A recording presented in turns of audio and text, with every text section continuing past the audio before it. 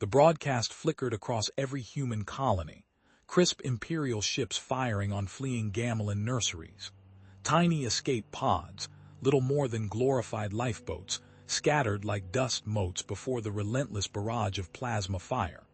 Children, their scaled faces pressed against the viewport of a nursery ship, were clearly visible, their wide eyes reflecting the hellish glow of explosions. The Empire, drunk on conquest, had declared open season on children. They were about to learn that some lines, humanity simply doesn't let you cross. A clipped, emotionless voice cut through the cacophony of alarms and explosions on the broadcast. The Gamelin species has demonstrated a latent capacity for interdimensional manipulation that poses a potential threat to the stability of the galactic concordance. As such, preemptive measures are authorized to ensure the continued peace and prosperity of the Empire. On the edge of known space, in the struggling human colony of New Hope, the broadcast played on a flickering monitor in the town square. Faces, etched with worry and a simmering anger, watched the carnage unfold. New Hope wasn't much, a collection of prefabricated habitats clinging to the side of a resource-poor asteroid, a forgotten outpost barely clinging to survival. The nearest starport was weeks away, and the Empire. The Empire seemed impossibly distant, a monstrous shadow looming over their fragile existence. In a cramped workshop on the outskirts of the colony, Nolan Adams hunched over a tangle of wires and sparking circuits. He was a man worn down by time and regret, his face a roadmap of hard-won battles and bitter losses. His calloused fingers danced across the broken power conduit, more at home with the language of machines than the pleas echoing from the town square, urging him to address the colony. He ignored them. A sudden, sharp intake of breath, a choked sob, and a child's whimper filled the workshop, briefly overpowering the static crackle of the monitor. Nolan flinched, his hands freezing over the damaged circuitry. A flashback slammed into him. A burning building, scream swallowed by the inferno, and the small, desperate face of a child trapped behind a wall of flames. He had tried. God, how he had tried, but the fire. The fire had been too fast, too hot. He had failed. The colony leader, Sarah Jenkins, a woman with eyes that held the weight of 1,000 burdens and a voice that could cut through steel, stepped into the workshop. "Nolan," she said, her voice firm but filled with a plea. "They need you, we all do." Nolan didn't look up. "We can't do anything, Sarah, look at us. We're barely scraping by as it is. The Empire, they're unstoppable."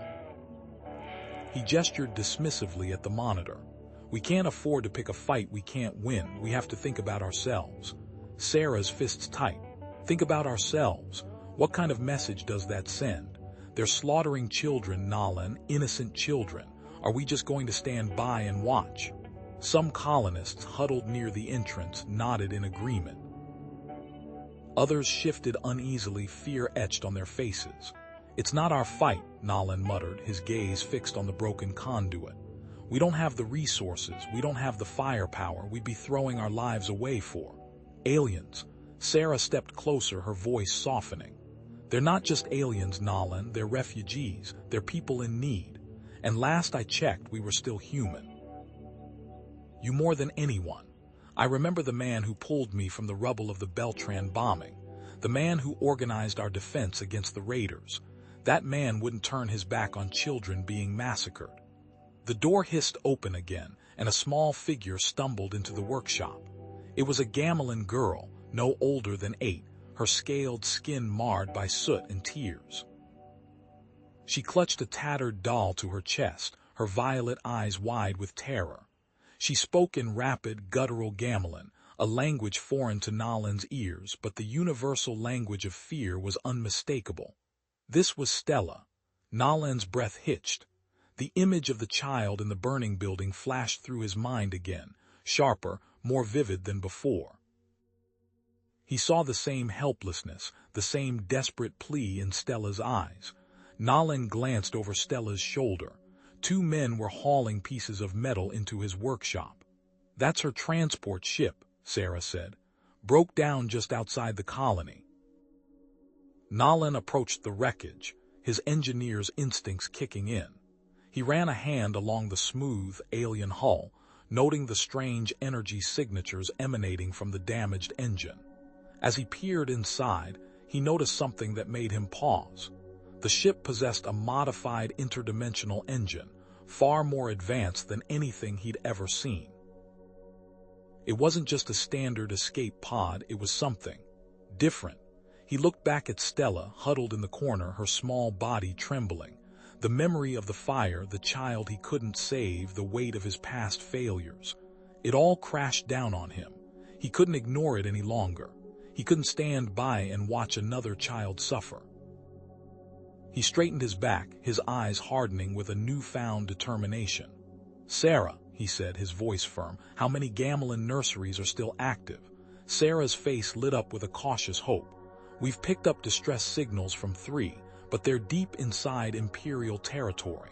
Nolan took a deep breath, the haunted look in his eyes replaced by a steely drive. "Then when going in?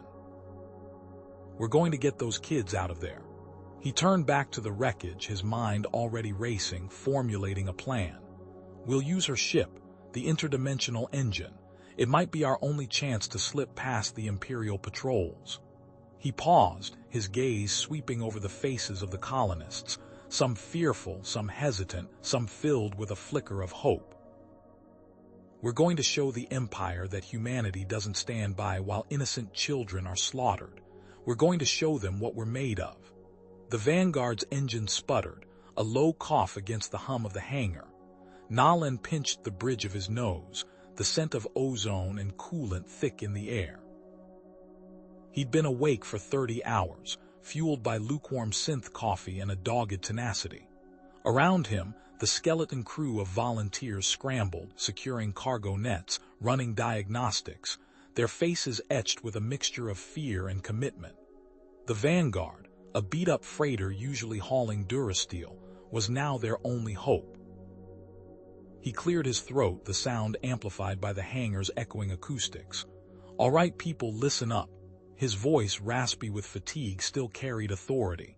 "We all know the risks. The Empire won't take kindly to us snatching their targets. They'll be watching. That means absolute discipline. No mistakes. Our priority is the children. Get them out alive. That's it." He saw the fear in their eyes, but also a flicker of something else. Defiance. Nolan ran a hand along the Vanguard's reinforced hull, the metal cold beneath his touch. The modifications were crude but necessary.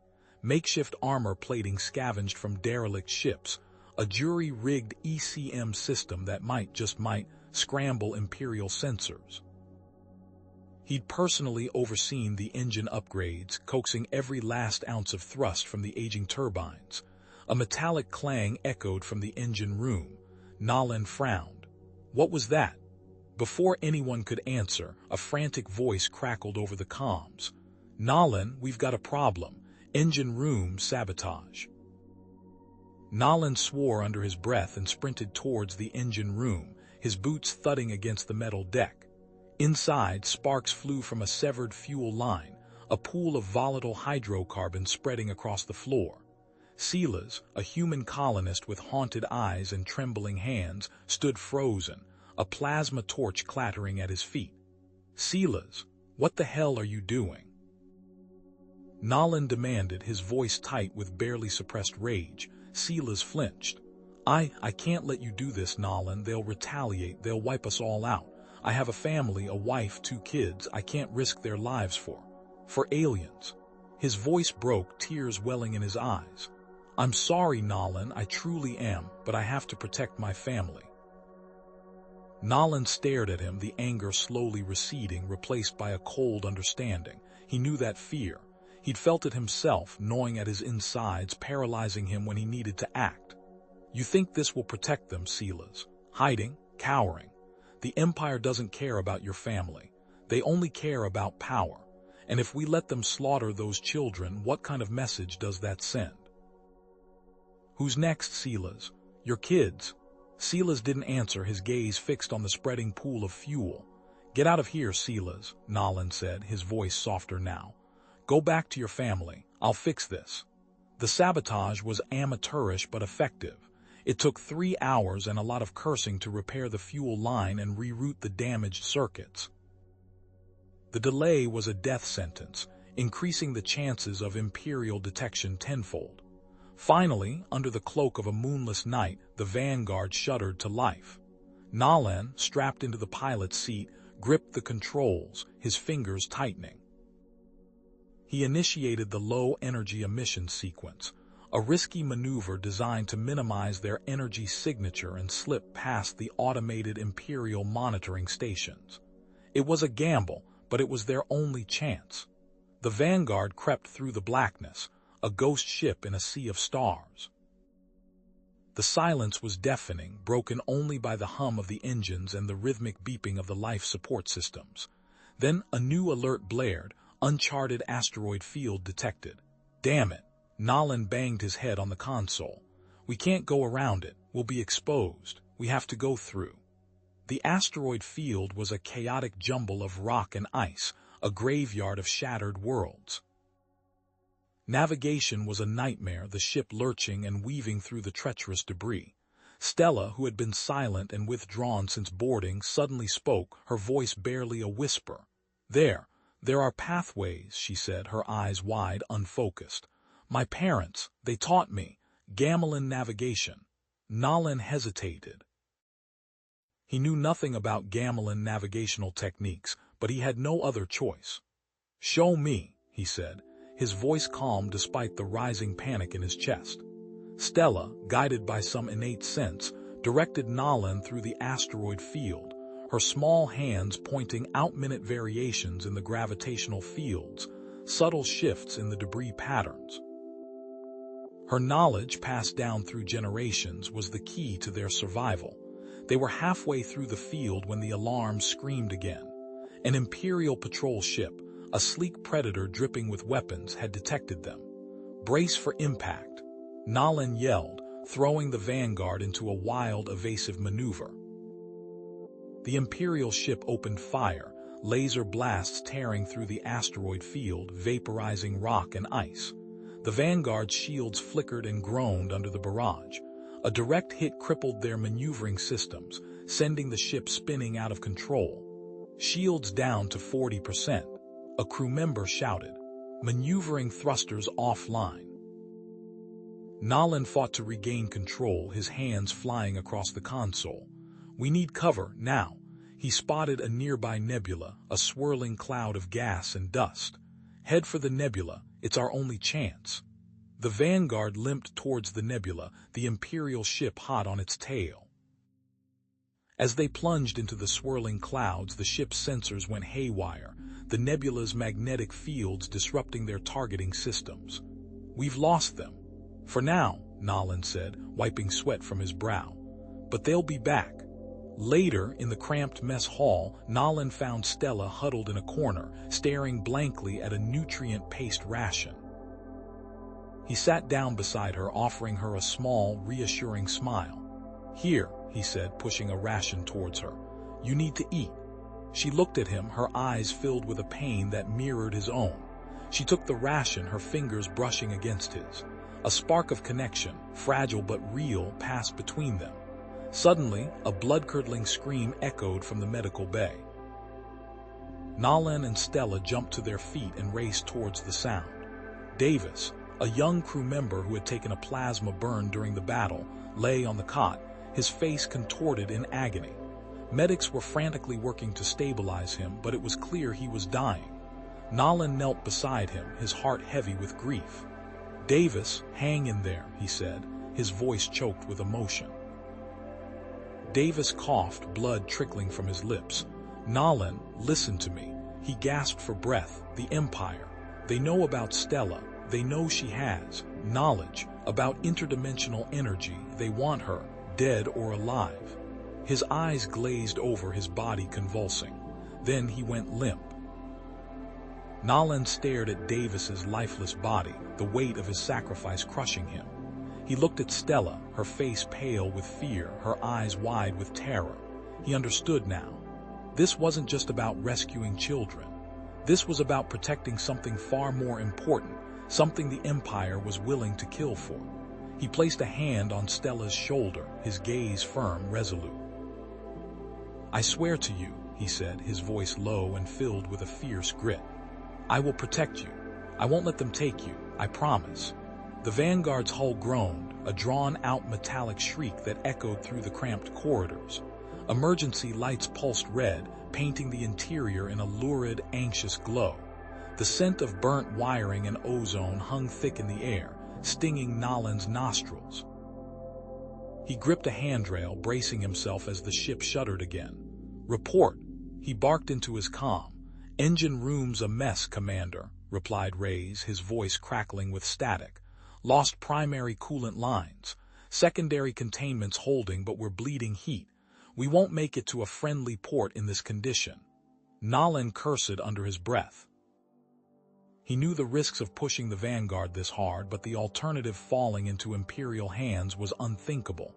"Set a course for the nearest derelict station," he ordered. "Any station. We need a place to patch her up." Reyes hesitated. "Sir, the closest is the Styx. It's a scavenger den, known for pirates and worse." Nolan closed his eyes briefly. The Styx. He'd heard the stories, a graveyard of broken dreams and desperate souls, but they had no choice. "Do it," he said, his voice grim. "And arm the ship. We're not going in unarmed." The Vanguard limped towards the Styx, a skeletal structure of interconnected modules and salvaged wreckage that drifted in the void like a necrotic beast. Docking clamps hissed as they secured the ship to a relatively stable section of the station. "Security detail, report to the Gamelin children's quarters," Nolan announced over the comm. "Ensure their safety. No exceptions." He knew the sight of the vulnerable young aliens would be a powerful temptation for the station's less than savory inhabitants. He found Stella huddled in a corner of the makeshift quarters, her large violet eyes wide with fear. She clutched a crudely drawn picture of a Gamelin landscape, its vibrant colors a stark contrast to the grim reality surrounding them. "Commander Adams," she whispered, her voice barely audible. "Because of me, Davis is gone, and now, this." She gestured around at the damaged ship, the flickering lights, the anxious faces of the crew. "I have brought danger to you all." Nolan knelt beside her, his gaze softening. "Stella, don't say that. Davis made his choice. He knew the risks, and the Empire. They're the ones responsible for all of this, not you." He gently took her hand, his touch surprisingly gentle for a man hardened by years of conflict. "Your knowledge, you are essential. We need you. The galaxy needs you." A sudden clang echoed through the ship, followed by the screech of metal on metal. "Boarding party." A voice yelled over the comm. "Scavengers, they're trying to breach the airlock." Nolan's face hardened. "Take Stella to the armory," he ordered to the nearest Marine. "Secure her. I'll deal with our uninvited guests." He moved quickly towards the breached airlock, his pulse rifle raised. The airlock door groaned open, revealing a group of scavengers clad in mismatched armor and wielding makeshift weapons. Their leader, a woman with a shaved head and cybernetic eye, stepped forward. Her name was Zara, and her expression was as cold and unforgiving as the vacuum outside. Well, Zara said, her voice raspy. "What have we here? A refugee ship, and a few little gammies. Looks like we hit the jackpot." "This is a restricted vessel," Nolan said, his voice steady. "We're here for repairs. We don't want any trouble." Zara laughed, a harsh, grating sound. "Trouble? Trouble is my business. I see a ship full of salvage, and I see valuable cargo. I'm thinking we can come to an arrangement." "What kind of arrangement?" Nolan asked, his grip tightening on his rifle. Zara's cybernetic eye glinted. "Hand over the Gamelin brat," she said, her gaze fixed on where she assumed Stella was located. "In exchange, we'll let you repair your ship and be on your way. Safe and sound." Nolan's fists tight. "That's not an option." Zara shrugged. "Pity. I was hoping we could be reasonable. Looks like we're doing this the hard way." She gestured to her crew. "Take them." The scavengers surged forward, firing their weapons. Nolan and his crew returned fire, the narrow corridor erupting in a chaotic firefight. Lasers ricocheted off the walls, sending sparks flying. The air filled with the acrid smell of burning flesh and ozone. Amidst the chaos, a high-pitched whine filled the air, followed by a sudden lurch. The artificial gravity flickered, then died, sending scavengers and crew members alike tumbling into the zero-G environment. What the hell was that? Zara roared, struggling to regain her bearings. That would be me, Stella's voice crackled over the comm. I have temporarily disabled the station's gravity controls. Enjoy your weightlessness. Nolan grinned, taking advantage of the scavengers' disorientation to pick them off one by one. The Vanguard's crew, trained for zero-G combat, quickly gained the upper hand. Within minutes, the scavengers were routed, forced to retreat back to their own sections of the station. But the victory came at a cost. The Vanguard had sustained further damage and several crew members were injured. Nolan found Reyes inspecting the engines, his face grim. Bad news, Commander, he said. They sabotaged the FTL drive. It's fried. We're not going anywhere without specialized parts. Nolan's heart sank. They were trapped. Suddenly, Stella approached, her expression determined. I know of a place, she said. A hidden Gamelin research outpost. It's in a nearby planetary system. They may have what we need. Nolan looked at her, hope flickering in his eyes. Can you guide us? Yes, Stella said. But it is not a safe place. It is close to a secret battle zone for the Empire. Nolan didn't hesitate. Set a course, he ordered. We're running out of time. As the Vanguard limped towards the Gamelin system, its sensors picked up scattered debris, the shattered remains of ships and stations, drifting silently in the void. It looked like the remnants of a secret battle fought long ago. A scout drone soon confirmed their fears. The Vanguard was heading straight into a region of space that had been a secret battle zone for the Empire. The Vanguard shuddered as it pierced the veil of the Gamelin system.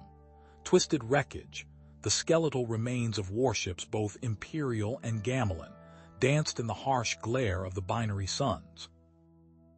Explosions, distant but violent, punctuated the silence with bursts of blinding light and the faint tremor of displaced space. The airlock's metallic tang of ozone sharpened Nolan's senses. Report, he rasped, his voice tight.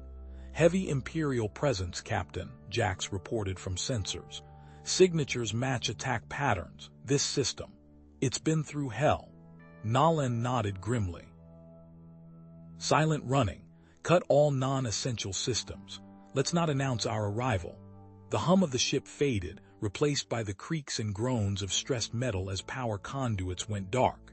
Stella, her eyes fixed on the holographic display, traced a finger across the swirling patterns of Imperial patrol routes. They aren't just occupying the system, she murmured, her voice barely audible. There's a structure to their movements, a purpose. Purpose beyond wiping out the Gamelins, Nolan asked, his gaze sharpening. Yes, they're searching for something. A klaxon blared, painting the bridge in strobing red light. Imperial patrol ship closing fast, Jax shouted. Bearing 280 Essen, aided intercept in 90 seconds, Nolan swore under his breath. 90 seconds, not enough time to run, not enough time to fight. Jax plot a course. Through that wreckage field near the remains of the Hope's Dawn. Captain, that's suicide. The debris is unstable, the radiation. Do it. Nolan snapped, his eyes hard. It's our only chance. He glanced at Stella. Hold tight. The Vanguard lurched violently as Jax wrestled the ship through the debris field. Jagged shards of metal, some the size of small buildings, scraped against the hull, sending shudders through the deck. The proximity alarm screamed incessantly as the patrol ship drew closer, its energy signature a palpable threat. Just as the Imperial ship's scanners locked on, Nolan gave the order. Full stop. Engage magnetic clamps. The Vanguard slammed against the ruined hull of the Hope's Dawn, a Gamelin capital ship ripped apart in a recent battle, clinging to the wreckage like a parasite.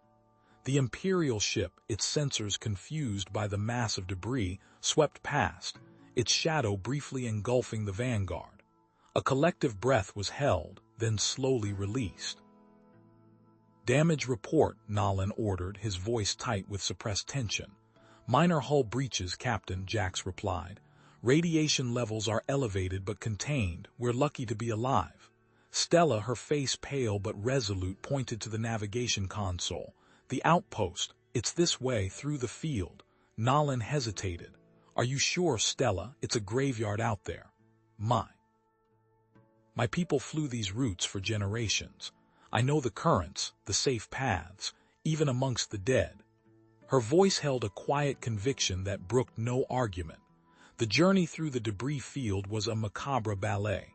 Stella, her hands flying across the console, guided Nolan through narrow corridors of twisted metal and frozen corpses. The Vanguard shuddered and groaned, its hull protesting against the constant barrage of impacts. Finally, they emerged into open space. The desolate moon, scarred and barren, loomed ahead. On its surface, a small, heavily damaged structure clung precariously to the rock. "There," Stella whispered, pointing to the structure. "The research outpost." As the Vanguard approached, sensors detected faint energy signatures emanating from within the outpost. "What is that?" Jax asked, his voice permeated with curiosity. "I don't know," Nolan admitted, his brow furrowed. "But I don't like it." Jax launched a scout drone. "Let's see what we're getting into before we land." The drone, a small, nimble craft, zipped towards the outpost. Its feed flickered across the main screen, revealing a scene of devastation. The outpost was partially collapsed, its corridors choked with debris. Automated defense turrets, their barrels twisted and scorched, lay silent. But some were not silent. Red laser fire sputtered erratically from damaged emplacements. "Automated defenses still active," Jax reported. "Malfunctioning but dangerous." The drone continued its reconnaissance, revealing a scene of utter chaos. Deactivated Gamelin research robots, their metallic bodies riddled with holes, lay scattered throughout the outpost. And then the drone found something else.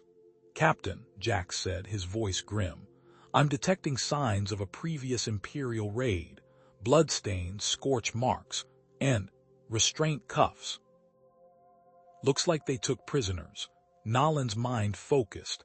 Gamelin survivors, possible, small number if so. Nolan turned to Stella, her eyes wide with a mixture of hope and fear. "We're going in," he said, his voice firm. "Jax, prep a landing zone. Stella, you're with me. We're securing that outpost and finding out what happened here." The Vanguard touched down near the outpost with a heavy thud. Nolan, armed with a pulse rifle, led a small team, including Stella, through the shattered airlock. The air inside was stale and acrid, thick with the smell of burnt metal and decay. Malfunctioning defense turrets swiveled erratically, their targeting lasers painting the walls with deadly red light. Deactivated Gamelin research robots lay scattered throughout the corridors, their metallic limbs twisted and broken. As they cautiously explored the outpost, Stella suddenly stopped, her hand hovering over a damaged control panel. "Wait," she whispered. "There's something behind this wall." With Nolan's help, she pried open the panel, revealing a hidden doorway. Beyond it lay a small, pristine laboratory, untouched by the chaos outside. Inside, advanced Gamelin technology hummed with latent power. Holographic displays flickered with complex equations and schematics. Stella gasped, her eyes widening in awe. This is where they studied the interdimensional energy." Nolan approached a large console, its surface covered in intricate glyphs. As he brushed his hand across it, the console sprang to life, bathing the room in a soft, ethereal glow. He glanced at Stella. "Interdimensional energy, what is that?" "A source of power," Stella replied, her voice hushed with reverence. "The Gamelins believed they could amplify it, use it for defense." Suddenly, a red light flashed on the Vanguard's comm panel. "Captain," Jax's voice crackled, tinged with urgency. "We have a problem. The system just tripped a silent alarm. Imperial patrol ship inbound. Estimated time to intercept, 5 minutes. Nolan swore. How did they find us? The energy signature from that lab, Jax replied. It must have triggered something. They're coming, Captain, and they know exactly where we are. Nolan barked, everyone back to the vanguard. Now, weapons hot, shields up. What little we have left of them. The team scrambled, their boots echoing on the metal grating of the outpost as they retreated. Alarms blared, a discordant symphony of impending doom. Just as the last crew member boarded, a voice, cold and metallic, sliced through the Vanguard's comms. Unidentified vessel, this is Imperial Patrol Ship Valiant. You are ordered to identify yourselves and prepare for inspection. We have detected an unusual energy signature emanating from your location. Nolan's expression resolute. Damn it. Shields up, divert power from life support. Try a false ID, System 7. His fingers danced across the console, initiating the sequence.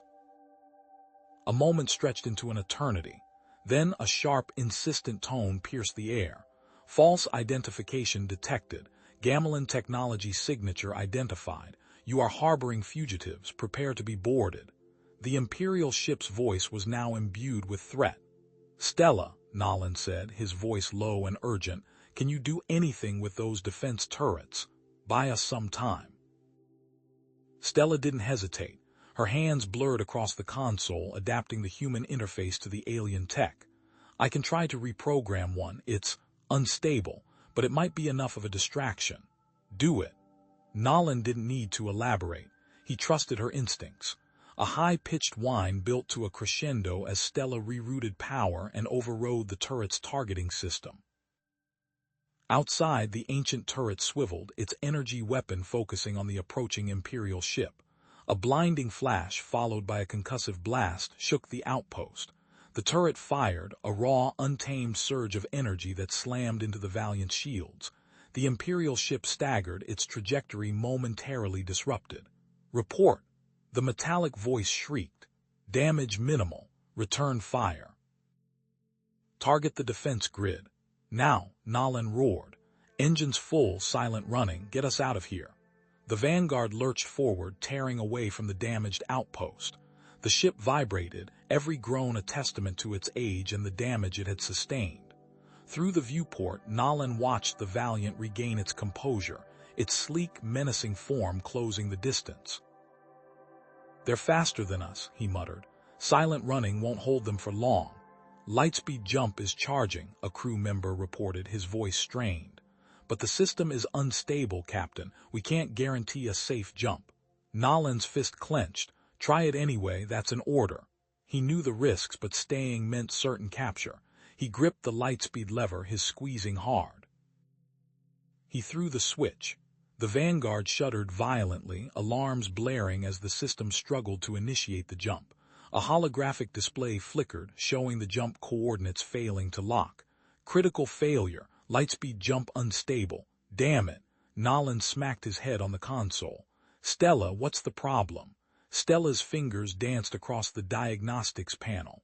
The primary conduit. It's fused. We need a replacement, Captain, and fast. Can we scavenge one from the outpost? Stella nodded grimly. It's our only shot. All right, listen up, Nolan barked. We need that conduit. 2 teams search the wreckage. Stella, you're with me. We'll try to reroute the power manually. Go, go, go. As the crew scattered, Nolan and Stella hurried to the engineering bay. The air crackled with the smell of ozone and burnt metal. Stella worked with a focused intensity, bypassing damaged circuits with practiced ease. There, she exclaimed, pointing to a panel hidden behind a scorched section of the wall. Gamelin energy cells. I thought they were just a myth. The compartment glowed with an eerie, otherworldly light. Within lay a dozen crystalline cells pulsing with contained energy. They radiated power and almost palpable force that hummed in the air. Nolan stared at them, his expression a mixture of awe and apprehension. Those are incredibly potent and incredibly dangerous. They could give us the boost we need, Stella said, her voice barely above a whisper. But they're unstable. Their effects are unpredictable. Nolan hesitated. The risks were immense, but the alternative was capture. We don't have a choice, we use them. Working with a delicate precision, Stella guided Nalan through the process of rerouting the energy flow.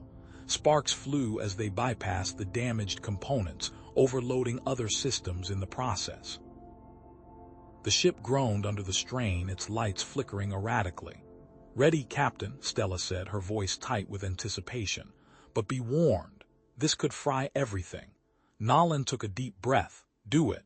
Stella initiated the sequence. The Gamelin energy cells flared, bathing the engineering bay in an intense blue light. Power surged through the Vanguard, overwhelming its systems. The ship shuddered violently, threatening to tear itself apart. Then, with a lurch that threw them against the walls, the Vanguard ripped through the fabric of space, entering a chaotic, unstable lightspeed jump. The stars blurred into streaks of blinding light. Alarms wailed, a constant reminder of the precariousness of their situation. The jump was short, violent, and disorienting. When the Vanguard dropped back into normal space, the bridge was plunged into darkness. Emergency lights flickered, casting long, distorted shadows. The navigation system spun wildly, unable to lock onto a stable position. "Report," Nalan demanded, his voice hoarse. We're off course, Captain," a crew member stammered. "Far off course, and we're surrounded by asteroids." A dense field, uncharted. Nalan stared at the viewport, his heart sinking. A chaotic jumble of rocks and debris filled the void, a silent testament to their desperate gamble. "The energy cells. They're completely drained," Stella said, her voice filled with dread. "And several ship systems are offline. The overload." Nalan ran a hand through his hair, his face etched with exhaustion and frustration.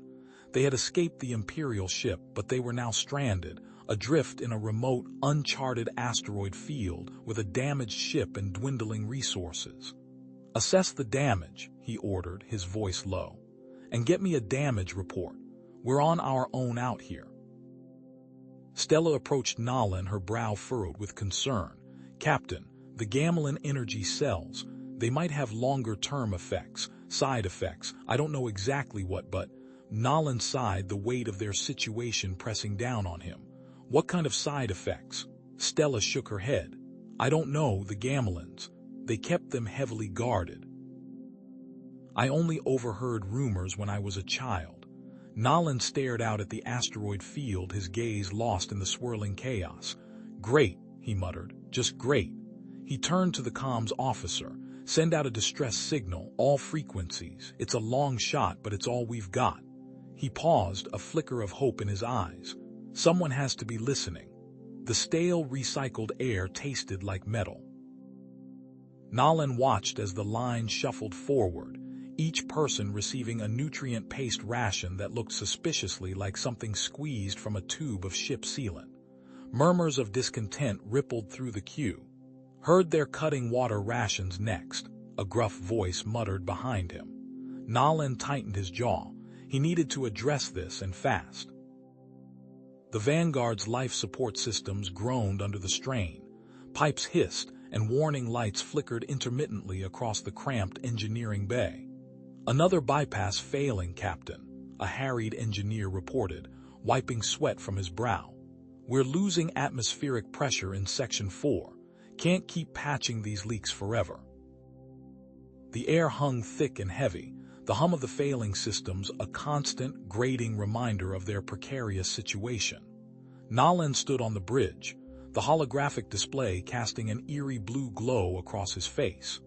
The diagnostic scan painted a grim picture: hull breaches, compromised power conduits, and a navigation system barely held together with duct tape and prayer.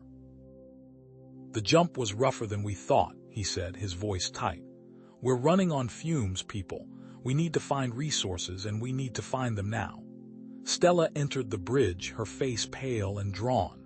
She moved with a hesitant gait, her hand resting on the console for support.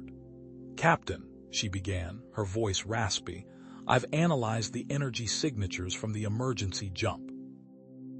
The Gamelin cells, They've left a residue. It's interfering with the Vanguard systems, disrupting power flow and sensor readings. She swayed slightly, her eyes unfocused. It's affecting me too. Report, Captain, a voice called out. A sensor ping echoed through the bridge. We have a reading.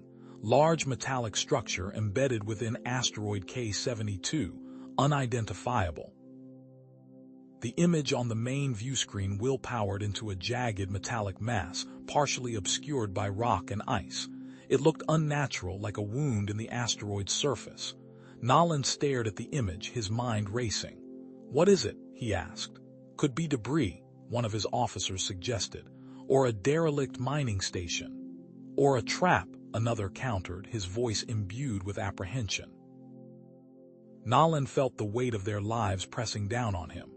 Risk it all for a chance at salvation, or slowly suffocate in the cold void. Stella coughed, her breathing shallow. The Gamelin technology. She whispered, it resonates with the energy signature from that structure. It's similar to the energy used for the emergency jump. Perhaps it's connected. Her eyes darted around the bridge as if she were seeing something invisible. We have no choice, Nolan declared, his voice firm despite the knot of anxiety in his stomach. We need resources and we need answers. We're going to investigate that structure. He met Stella's gaze, seeing a flicker of understanding in her eyes. Prepare a shuttle. I'm going with a small team. Stella, you're with me. The shuttle bay buzzed with activity. Technicians scurried around the small craft, running last-minute diagnostics and loading equipment. Nolan checked his sidearm, the familiar weight comforting in the face of the unknown. Stella stood beside him, her movements still unsteady. Are you sure you're up for this? He asked, his voice imbued with concern. I need to understand, she replied, her voice barely audible. I can feel something, it's calling to me. The shuttle, a battered but reliable workhorse, detached from the Vanguard and began its descent towards the asteroid field. The view screen filled with a chaotic jumble of rock and ice, a graveyard of cosmic debris. Nolan gripped the controls, his fist clenched. Hold tight, he said, his voice tight. It's going to be a bumpy ride. Captain, faint energy signature detected, a voice crackled over the comms. Emanating from the metallic structure, it's weak but definitely present. Stella gasped, clutching her head. It's getting stronger, she whispered, her voice filled with a mixture of fear and excitement. Suddenly, the asteroid field lit up. Red warning lights flashed across the shuttle's console as a swarm of metallic drones emerged from the structure, their weapons charging. Contact! Contact! We're under attack! The comms officer shouted. The drones were sleek and menacing, their design unmistakably imperial. Evasive maneuvers, Nolan yelled, slamming the shuttle into a sharp turn. Those are Imperial drones. This is an outpost.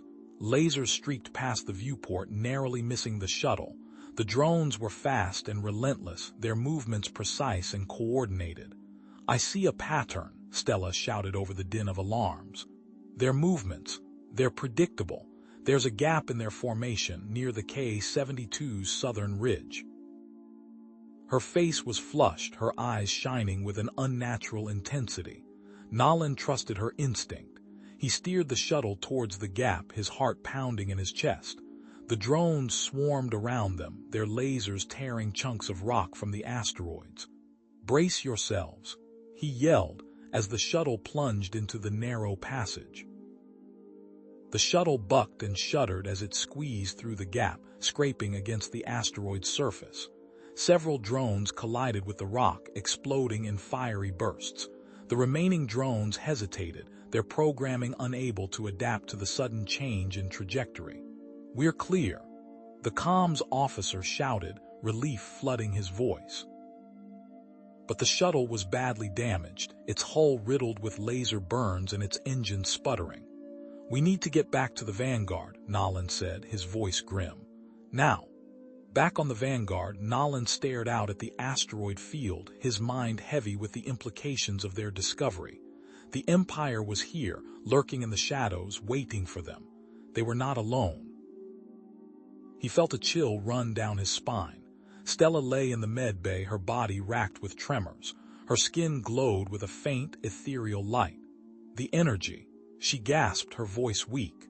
It's changing me. Nolan watched over her, his brow furrowed with concern. He didn't understand what was happening to her, but he knew it was connected to the Gamelin technology and the Imperial presence. Suddenly, a chime echoed through the med bay. Nolan turned to see the comms officer standing in the doorway, his face a mixture of relief and apprehension. "Captain," he said, his voice hushed. "We received a response to our distress signal." He paused, his eyes wide. "It's an unknown vessel. They say they received our signal and are approaching our location."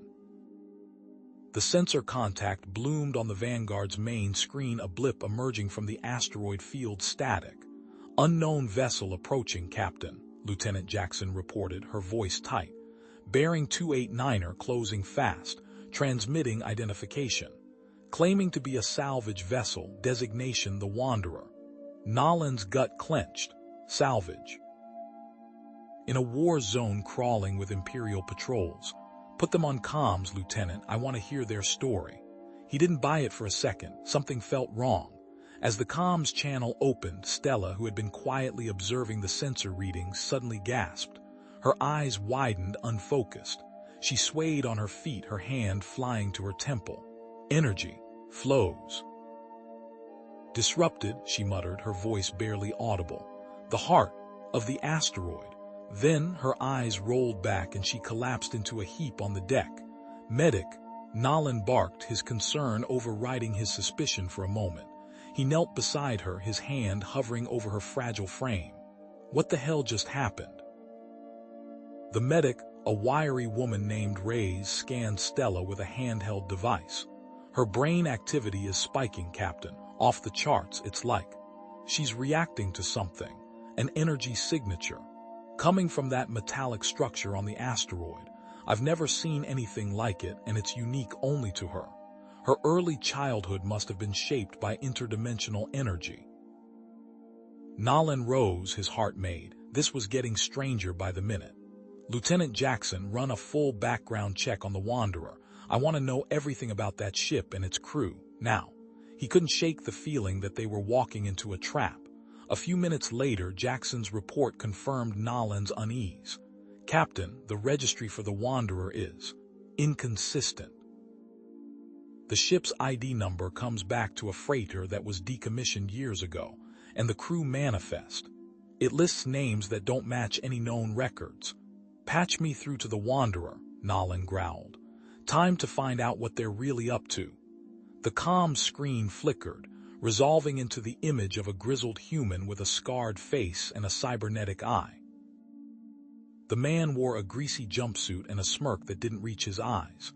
"This is Vargas, captain of the Wanderer. What can I do for you?" "Vargas," Nolan said, his voice hard. "You claim to be a salvage vessel in this sector, with the Empire breathing down our necks. I find that hard to believe." Vargas shrugged, his smirk widening. "Hey, a man's gotta make a living. There's plenty of scrap floating around out here, and the Empire, well, they tend to leave things behind. Opportunity, Captain, that's all it is." "Opportunity at whose expense?" Nolan pressed. "What's your real objective, Vargas?" Vargas chuckled. "Now, Captain, that's not a very friendly question. Let's just say we're resourceful. And maybe, just maybe, we're willing to trade information. I hear the Empire's been sniffing around this sector. We might know a thing or two about their movements. Information for supplies, perhaps."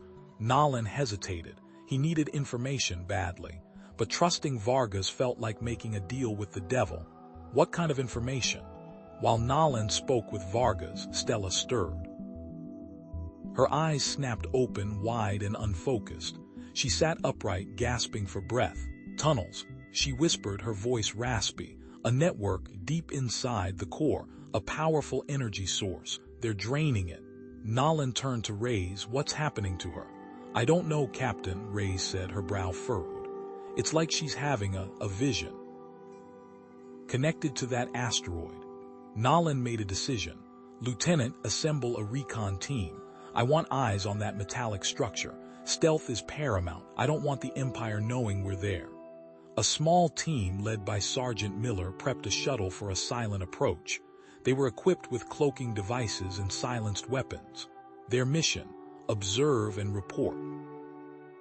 Hours later, Miller's voice crackled over the comms, barely a whisper. "Captain, we've reached the structure. It's not what it seems. The metallic shell is a disguise. Underneath, it's an Imperial research facility, heavily guarded, automated defenses everywhere." "Can you get inside?" Nolan asked, his voice tense. "Working on it," Miller replied. "We've found a maintenance access point." "Give us a few minutes." The silence stretched, thick with anticipation. Then Miller's voice again, permeated with horror. "Captain, we're inside. What they're doing here. It's experiments on Gamelin subjects. They're torturing them, draining them of something. I don't know what, but it's wrong, so wrong." Nolan's blood ran cold. His worst fears were confirmed. "Get out of there, Miller. Now, this is beyond recon. Get back to the Vanguard." Before Miller could respond, alarms blared over the comms channel. "We've been spotted. Defenses are activating. We're under fire." The comms channel went dead. Miller, do you read?" Nolan shouted, his voice tight with desperation. Nothing. Then a burst of static, followed by a single, garbled message. "Transmitted. Findings. Vanguard. Overwhelmed. Silence." As Nolan stared at the blank comm screen, two blips appeared on the Vanguard's sensors, decloaking just beyond the Wanderer. Imperial corvettes. A comms channel opened and Varga's voice, dripping with smugness, filled the bridge. "Well, Captain," he said, his cybernetic eye glinting. "Looks like you made the wrong choice. The Empire promised me salvage rights to your ship, and those Gamelin brats." Rage, cold and pure, surged through Nolan. "Launch fighters, all squadrons, defend the Vanguard." As the klaxons blared, Stella, now fully alert, grabbed Nolan's arm. "Captain, I know how to disable the facility's energy source, but it needs a human pilot. Someone who can interface with their systems." Nolan looked at her, his face grim. "Are you sure, Stella? This could be a suicide mission." Stella met his gaze, her eyes filled with a fierce commitment. "I know what they're doing. I can stop them, but I need your help." Nolan hesitated for only a moment. He looked at the faces of the Gamelin children, huddled together in fear. He thought of Miller and his team, sacrificed for the truth. He made his decision. "Prin, Rhea shuttle, I'm going in."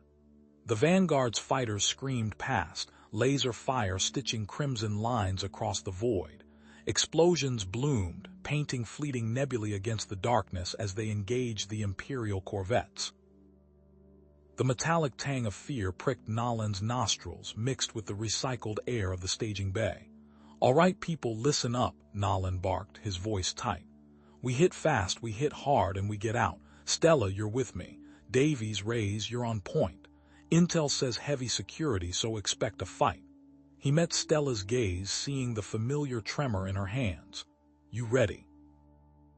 Stella nodded, her eyes wide but resolute. "I saw the tunnels, Nolan. They twist like broken bones, but there's a path, a way through." "Then lead the way," Nolan said, clapping her shoulder. "Davies, Reyes, weapons hot, let's move." The stealth shuttle, a modified mining vessel, hummed quietly as it detached from the Vanguard.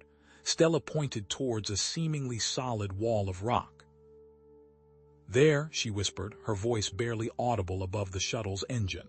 "A seam. They tried to hide it, but the energy sings differently there." The shuttle nosed into the asteroid, scraping against the rock. The vibrations resonated through the hull, a deep, unsettling thrum. Inside, the team braced themselves. The seam widened, revealing a narrow, twisting tunnel illuminated by the shuttle's dim lights. The tunnels were a labyrinth of jagged rock and shimmering veins of interdimensional energy. The air was thick with the smell of ozone and dust. As they ventured deeper, red lights blinked to life, and sleek metallic drones emerged from the shadows. "Drones!" Reyes shouted, raising her pulse rifle.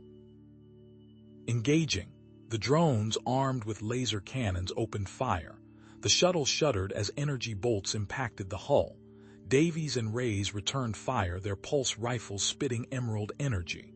The confined space amplified the sounds of battle, the whine of lasers and the clang of metal echoing through the tunnels. Nolan barked orders, his voice calm amidst the chaos. Davies, flank left. Raise suppressive fire. Stella, can you disable these things? Stella shook her head. No time, we have to Kane moving the core. It's further in. Nolan swore under his breath. All right, Davies, Raise, clear a path. We're pushing through. They fought their way through the drone swarm, the close quarters forcing them into brutal hand-to-hand combat. Nolan slammed a drone against the tunnel wall, its metallic shell crumpling. Raise kicked another drone into a chasm, its laser fire cutting harmlessly into the rock. Finally, they reached a massive, reinforced door, guarded by a squad of Imperial soldiers in black armor. Their weapons were trained on the shuttle, their faces hidden behind opaque visors. "Hold it right there, rebels." One of the guards shouted, his voice distorted by his helmet's vocoder. "Surrender now and you might live to see another day." Nolan smirked. "Not today, Buckethead." Stella touched Nolan's arm. "There's a weakness in the system. The energy flows in a loop." She pointed to a series of conduits running along the wall. "If I can reroute it." "How long?" Nolan asked. "A few minutes, but I need to get close. Those firewalls." Nolan considered their options. "All right, Davies, Raise, you're with me. We'll draw their fire. Stella, you get to that terminal." Davies and Raise grinned, cracking their knuckles. "Let's do this," Davies said, hefting her pulse rifle. Nolan nodded. "On my mark. Go." They charged out of the shuttle, weapons blazing. The Imperial guards returned fire, energy bolts ricocheting off the walls. Nolan ducked behind a rock outcropping, returning fire with his pulse pistol. As Stella worked, she closed her eyes and another vision washed over her. She saw the Empire not just controlling the energy but weaponizing it, building a superweapon capable of tearing holes in reality. A plasma blast seared the rock beside Nolan's head. "They're flanking us," Raise yelled, taking cover behind the shuttle. Suddenly, Raise cried out, clutching her side. A crimson stain bloomed on her armor. "Raise down," Davies shouted, laying down suppressive fire. Nolan rushed to Raise's side. The energy bolt had pierced her armor, leaving a smoking wound. "Medic." Nolan shouted into his comm. "We need a medic now." The medic arrived, his face grim. "It's bad, Nolan. She needs immediate surgery." Nolan's face hardened. "We can't spare the time. Stabilize her." "But she'll die without proper treatment." The medic protested. Nolan looked at Raise, her face pale and drawn. He looked at the door leading to the energy core, the fate of countless worlds hanging in the balance. His past failure, the child he couldn't save, clawed at his throat. "Stabilize her," Nolan repeated, his voice cold. "Davies, stay with them. Secure this position. The mission comes first." Davies stared at Nolan, his eyes filled with disbelief. "You're leaving her." "It's an order," Nolan snapped. "Now move." Davies hesitated, then nodded grimly. He helped the medic tend to Raise, his face a mask of anger and resentment. Stella, her fingers flying across the terminal, gasped. "I'm in. I bypassed the firewalls." "Good work," Nolan said, his voice devoid of emotion. "What's next?" Stella pointed to another terminal, protected by a glowing energy field. "A biometric lock. It requires a Gamelin signature." Her voice trembled. "I have to get close." Nolan nodded, his hand resting on his pulse pistol. "Then let's go." They moved towards the terminal, the air crackling with energy. Suddenly, a voice boomed from the shadows. "Impressive, rebels, but your little game ends here." Vargas stepped into the light, his face a mask of cruel amusement. Behind him, Imperial guards emerged, their weapons trained on Nolan and Stella. "I anticipated your move," Vargas said, his voice dripping with malice. "You see, I've placed explosive charges on the core. If you try anything, I'll destroy this entire asteroid." He pressed a button on his wrist device, and a holographic display flickered to life, showing a series of timers counting down. Nolan's expression resolute.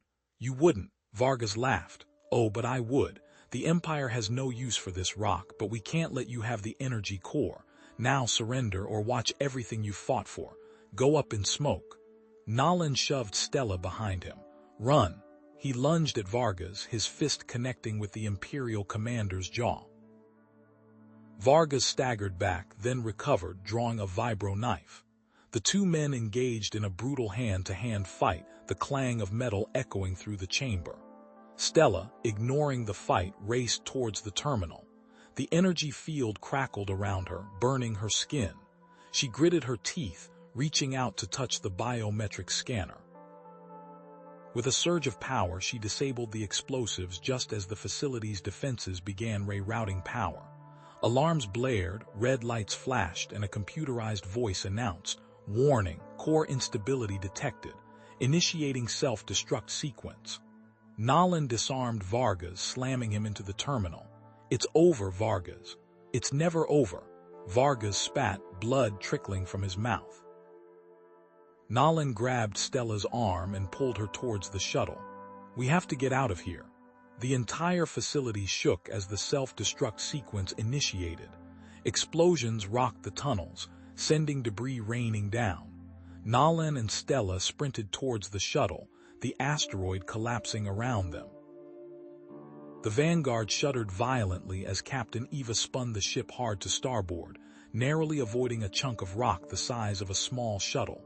Alarms blared, a cacophony of red light washing over the bridge. "Brace for impact." Eva yelled, her voice strained. Another near miss. Nolan gripped his chair, fingers tightening.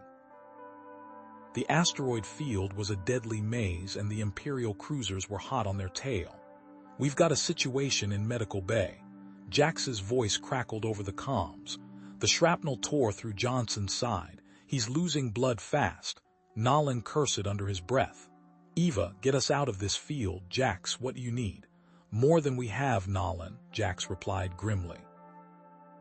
"He needs surgery now, and we're running low on blood packs and antibiotics. At this rate, he won't make it." Nolan closed his eyes for a moment, the weight of command pressing down on him. "Ration the medical supplies," he ordered, his voice tight. "Johnson gets priority. Everyone else will have to make do with less."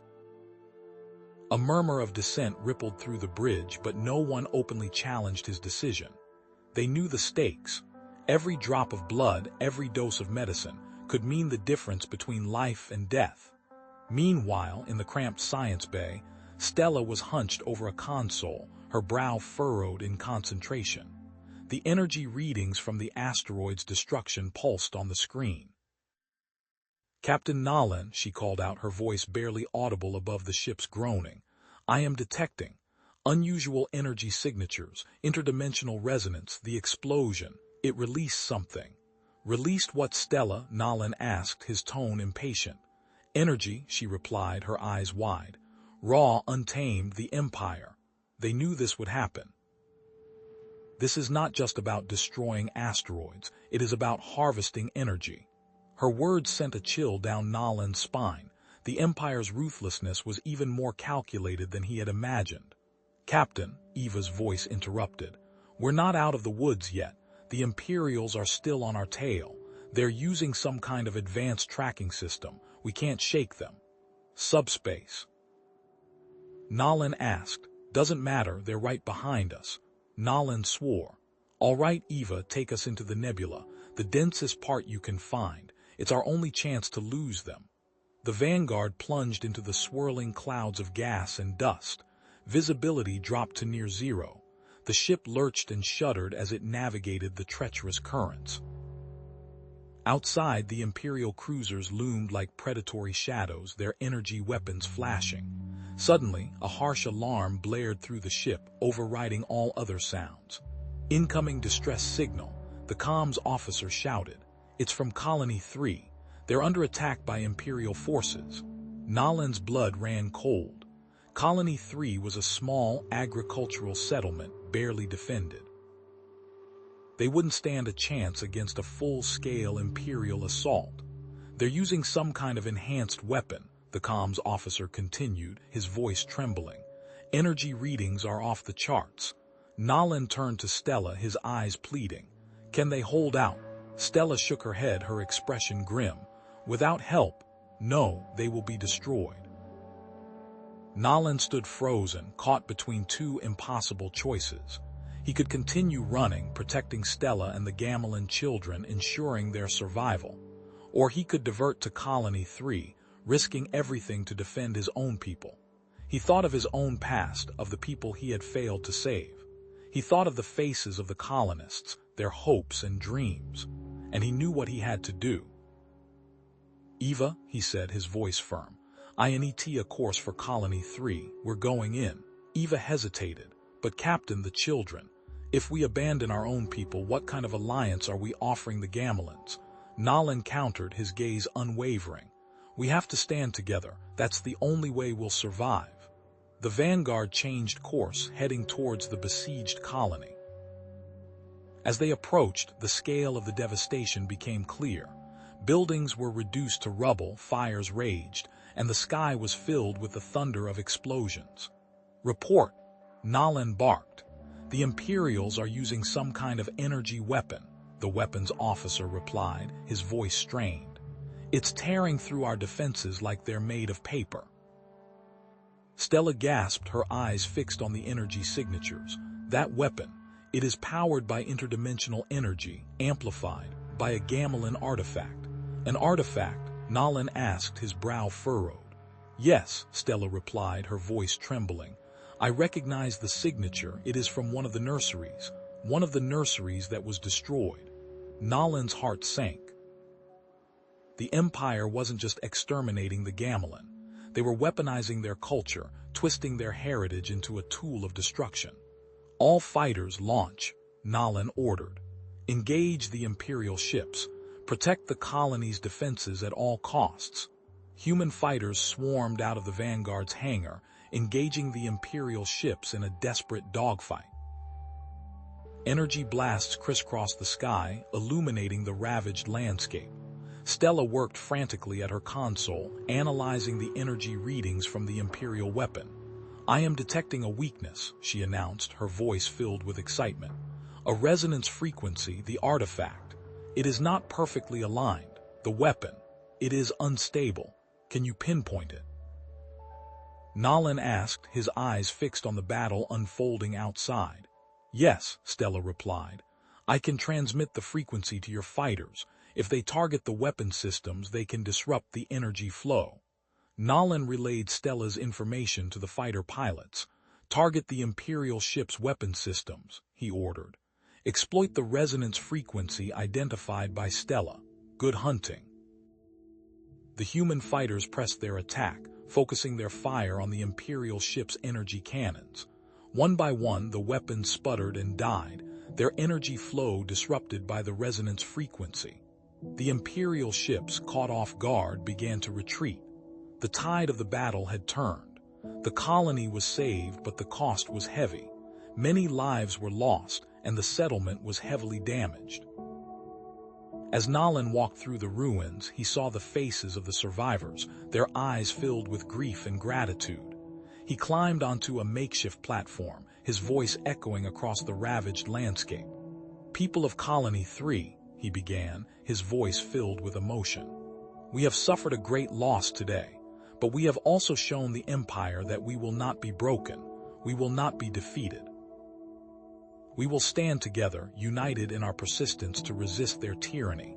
We will rebuild, we will endure, and we will never forget those who gave their lives for our freedom." Nolan looked at the destruction around him, the faces of the grieving colonists. He'd had enough of running, of just trying to survive. It was time to fight back. Later, back on the Vanguard, Nolan found Stella staring out at the stars, her expression pensive. "They are not going to stop," she said softly. "The Empire, they will keep coming until they have what they want." "And what do they want, Stella?" Nolan asked. "The energy," she replied. "The interdimensional energy and the artifacts that can control it." "Then we have to stop them," Nolan said, his voice filled with commitment. "We have to find the source of that artifact, the nursery they took it from, before they can use it to destroy another colony." Stella turned to him, her eyes filled with a mixture of hope and fear. "Then we must go back," she said. "We must go back to where it all began." The Vanguard limped into the orbit of the devastated colony, its sensors painting a grim picture of twisted metal and shattered habitats. The airlock hissed open, releasing Nalan into a scene of organized chaos.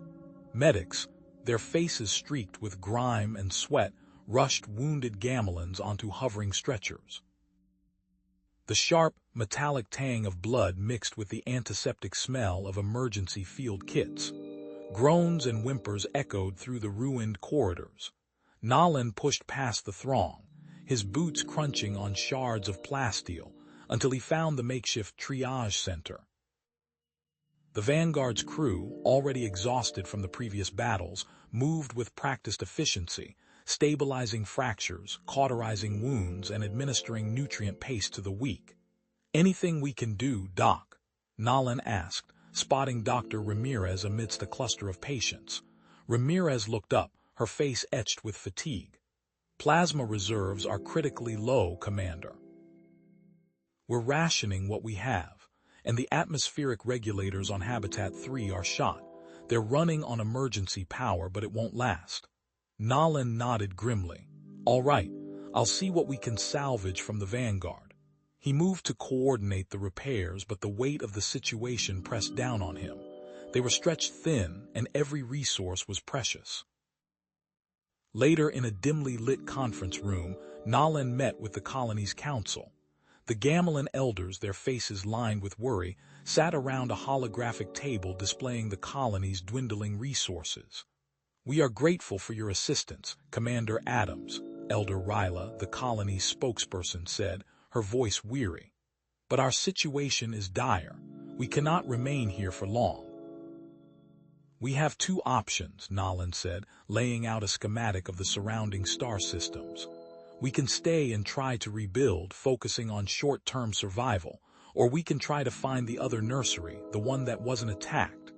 A murmur of dissent rippled through the council. "The Empire will be expecting us to flee," Elder Tarok argued. "They will be waiting."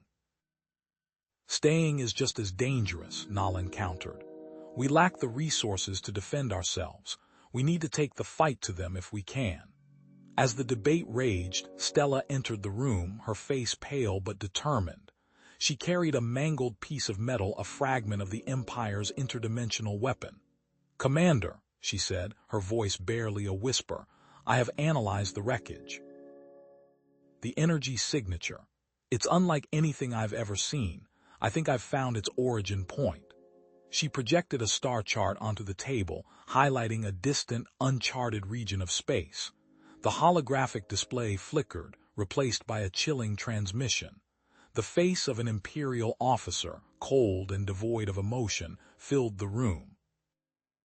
"To the inhabitants of this colony," the officer's voice boomed, amplified by static, "you are harboring a fugitive, a Gamilan known as Stella. Surrender her to Imperial custody immediately. Failure to comply will result in the complete annihilation of this colony." A collective gasp filled the room. Fear flickered in the eyes of the elders. Nalan stepped forward, his gaze unwavering. "The Empire will get no surrender from us. Stella is under our protection, and we will defend her and this colony to the last breath." He cut the transmission, the image of the Imperial officer dissolving into static. "Prepare for departure," Nalan said, his voice firm. "We're going to find that nursery." A tense silence followed as the colony prepared to evacuate. The Vanguard, escorted by a handful of patched-up colony ships, limped towards the coordinates Stella had provided, leaving behind a skeleton crew to aid the remaining colonists. As they journeyed, Stella worked tirelessly, poring over sensor readings and star charts. "Commander," she said, her voice tight with urgency, "the Empire. They're not just using a single weapon. They're using a network, a series of relay stations to amplify the interdimensional energy signal. It's like a web stretching across the galaxy." Days later, following Stella's lead, the Vanguard emerged from hyperspace near a dense nebula. Hidden within its swirling clouds of gas and dust was an abandoned Gamilan research station, its hull scarred and derelict. "This is it," Stella said, her eyes wide with a mixture of fear and excitement. This is where they studied the artifacts.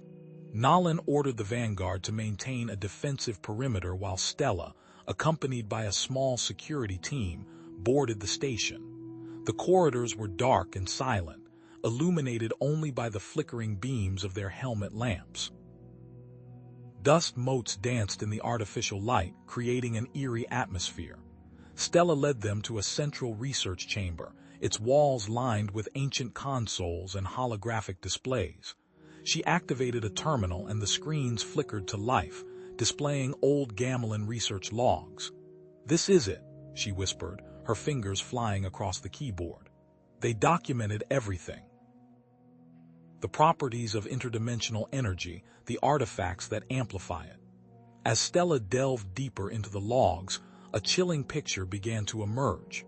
The Empire wasn't just interested in wiping out the Gamelin. They were after something much bigger. They want to use interdimensional energy to power a new generation of superweapons, Stella said, her voice trembling. Weapons capable of destroying entire planets. But then a glimmer of hope. "Wait," she said, her eyes widening, "there's something else. A way to disrupt the weapons by carefully manipulating resonance frequencies." Suddenly, alarms blared throughout the station. Red lights flashed, casting long, distorted shadows. "We've been detected," a security officer shouted. "Imperial fleet inbound." Nolan's voice crackled over the comms. "Stella, get out of there. We're under attack." The vanguard was caught in a deadly crossfire as an Imperial fleet materialized from hyperspace. Lasers ripped through the nebula, tearing apart the clouds of gas and dust. The colony ships, outgunned and outmaneuvered, struggled to defend the vanguard. "All colony ships brace for impact," Nolan barked. "This is not a drill, defend the vanguard at all costs." He turned to the comms officer. "Get me Stella, now." Inside the station, Stella worked frantically, downloading the data on the resonance frequencies. Explosions rocked the station, shaking the walls and sending debris raining down. Almost. She muttered, her fingers flying across the keyboard. Just as the Imperial forces breached the station's outer defenses, Stella transmitted the data to Nolan. "I've sent it, Commander. The resonance frequencies. Use them wisely." Nolan, his face grim, grabbed his pulse rifle. "I'm coming to get you, Stella. Hold tight." He charged into the station, accompanied by a squad of heavily armed Marines. They fought their way through the corridors, battling Imperial soldiers in a desperate attempt to reach Stella. Lasers flashed, armor shattered, and the air filled with the acrid smell of burning metal. Nolan found Stella pinned down in the research chamber, surrounded by fallen Imperial soldiers. "Stella, let's go," he shouted, grabbing her hand. They fought their way back to the vanguard, pursued by a relentless wave of Imperial soldiers.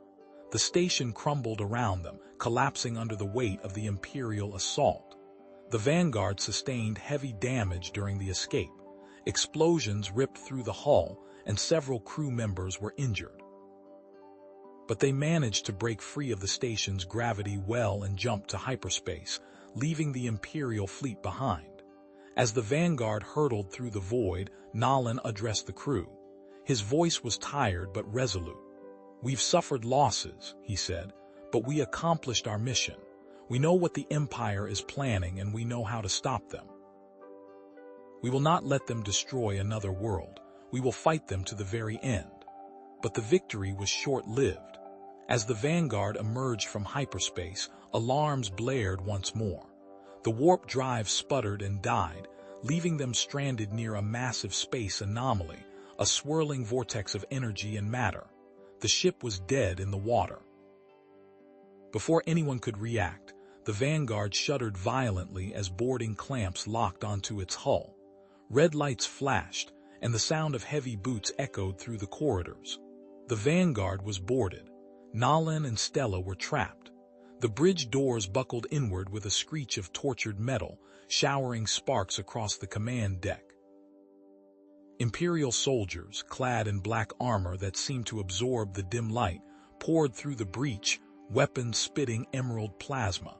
the air filled with the acrid tang of ozone and the guttural war cries of the invaders. Nalan reacted instantly, diving behind a console as a bolt seared past his head. Stella, now. Stella, already anticipating his command, spun her chair, activating the magnetic clamps she jury-rigged to the deck. She unleashed a volley of disruptor pulses from her chair-mounted cannons, cutting down 2 soldiers before they could find cover. Nalan, scrambling to his feet, grabbed a fallen Imperial rifle and returned fire, his movements a practiced dance of cover and attack honed from years of mercenary work.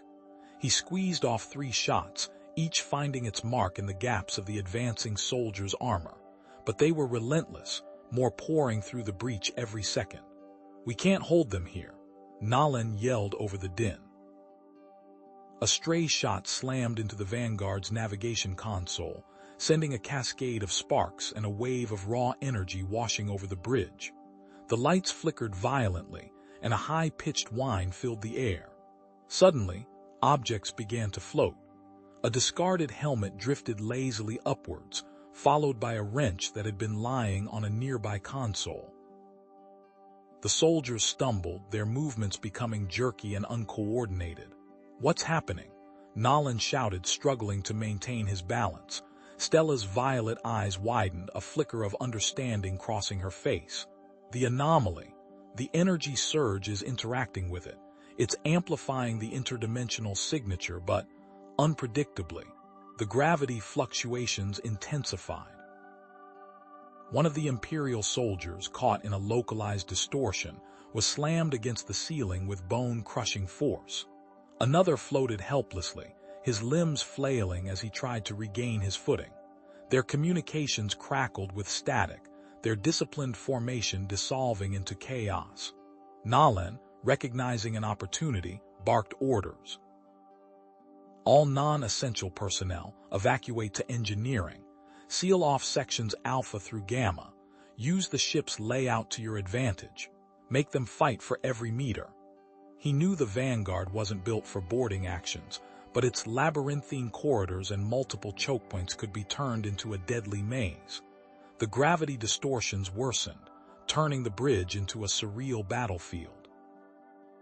Imperial soldiers, their movements now completely erratic, struggled to aim their weapons. Their disciplined advance had become a desperate scramble for survival against an unseen enemy. Nalan watched as one soldier, caught in a sudden surge, was compressed into a grotesque, elongated shape before being released, tumbling helplessly through the air. "Stella, can we control this?" Stella's fingers danced across the damaged navigation console, her brow furrowed in concentration. I think so. The damage is creating a feedback loop, if I can recalibrate the system." "Do it," Nalan yelled, firing a burst of plasma into a group of soldiers huddled near the breached doorway. "Give me something to work with." Stella rerouted power, bypassed damaged circuits and rerouted power, her hands a blur of motion. The whine of the console intensified, building to a crescendo. Almost there. With a final surge of energy, the gravity fluctuations stabilized, coalescing into focused pockets of intense gravitational force. One soldier attempting to advance was instantly crushed by an invisible weight. Another screamed as his weapon was ripped from his grasp and slammed against the wall. "Now," Stella yelled. "Targeted gravity surges. I can create localized fields." Nalan, seizing the initiative, charged forward, using the gravity surges as cover.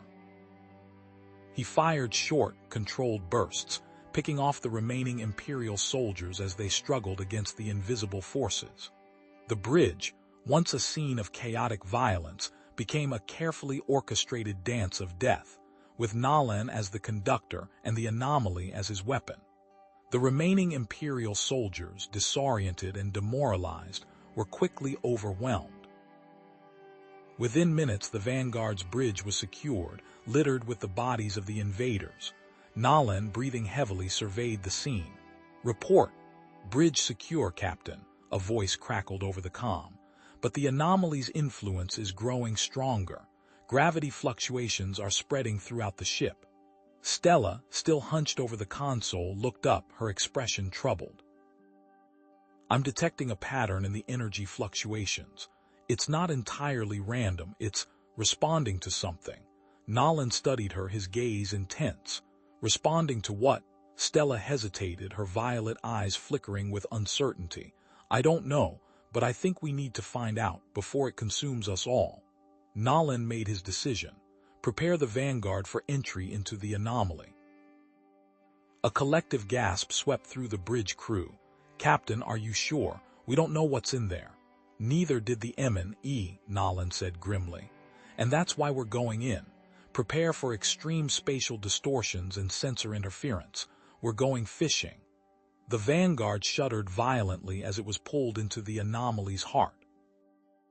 The stars outside the viewport dissolved into swirling colors, and the ship's sensors went haywire, spitting out gibberish. The crew, strapped into their stations, braced themselves against the relentless buffeting. Then, as suddenly as it began, the turbulence ceased.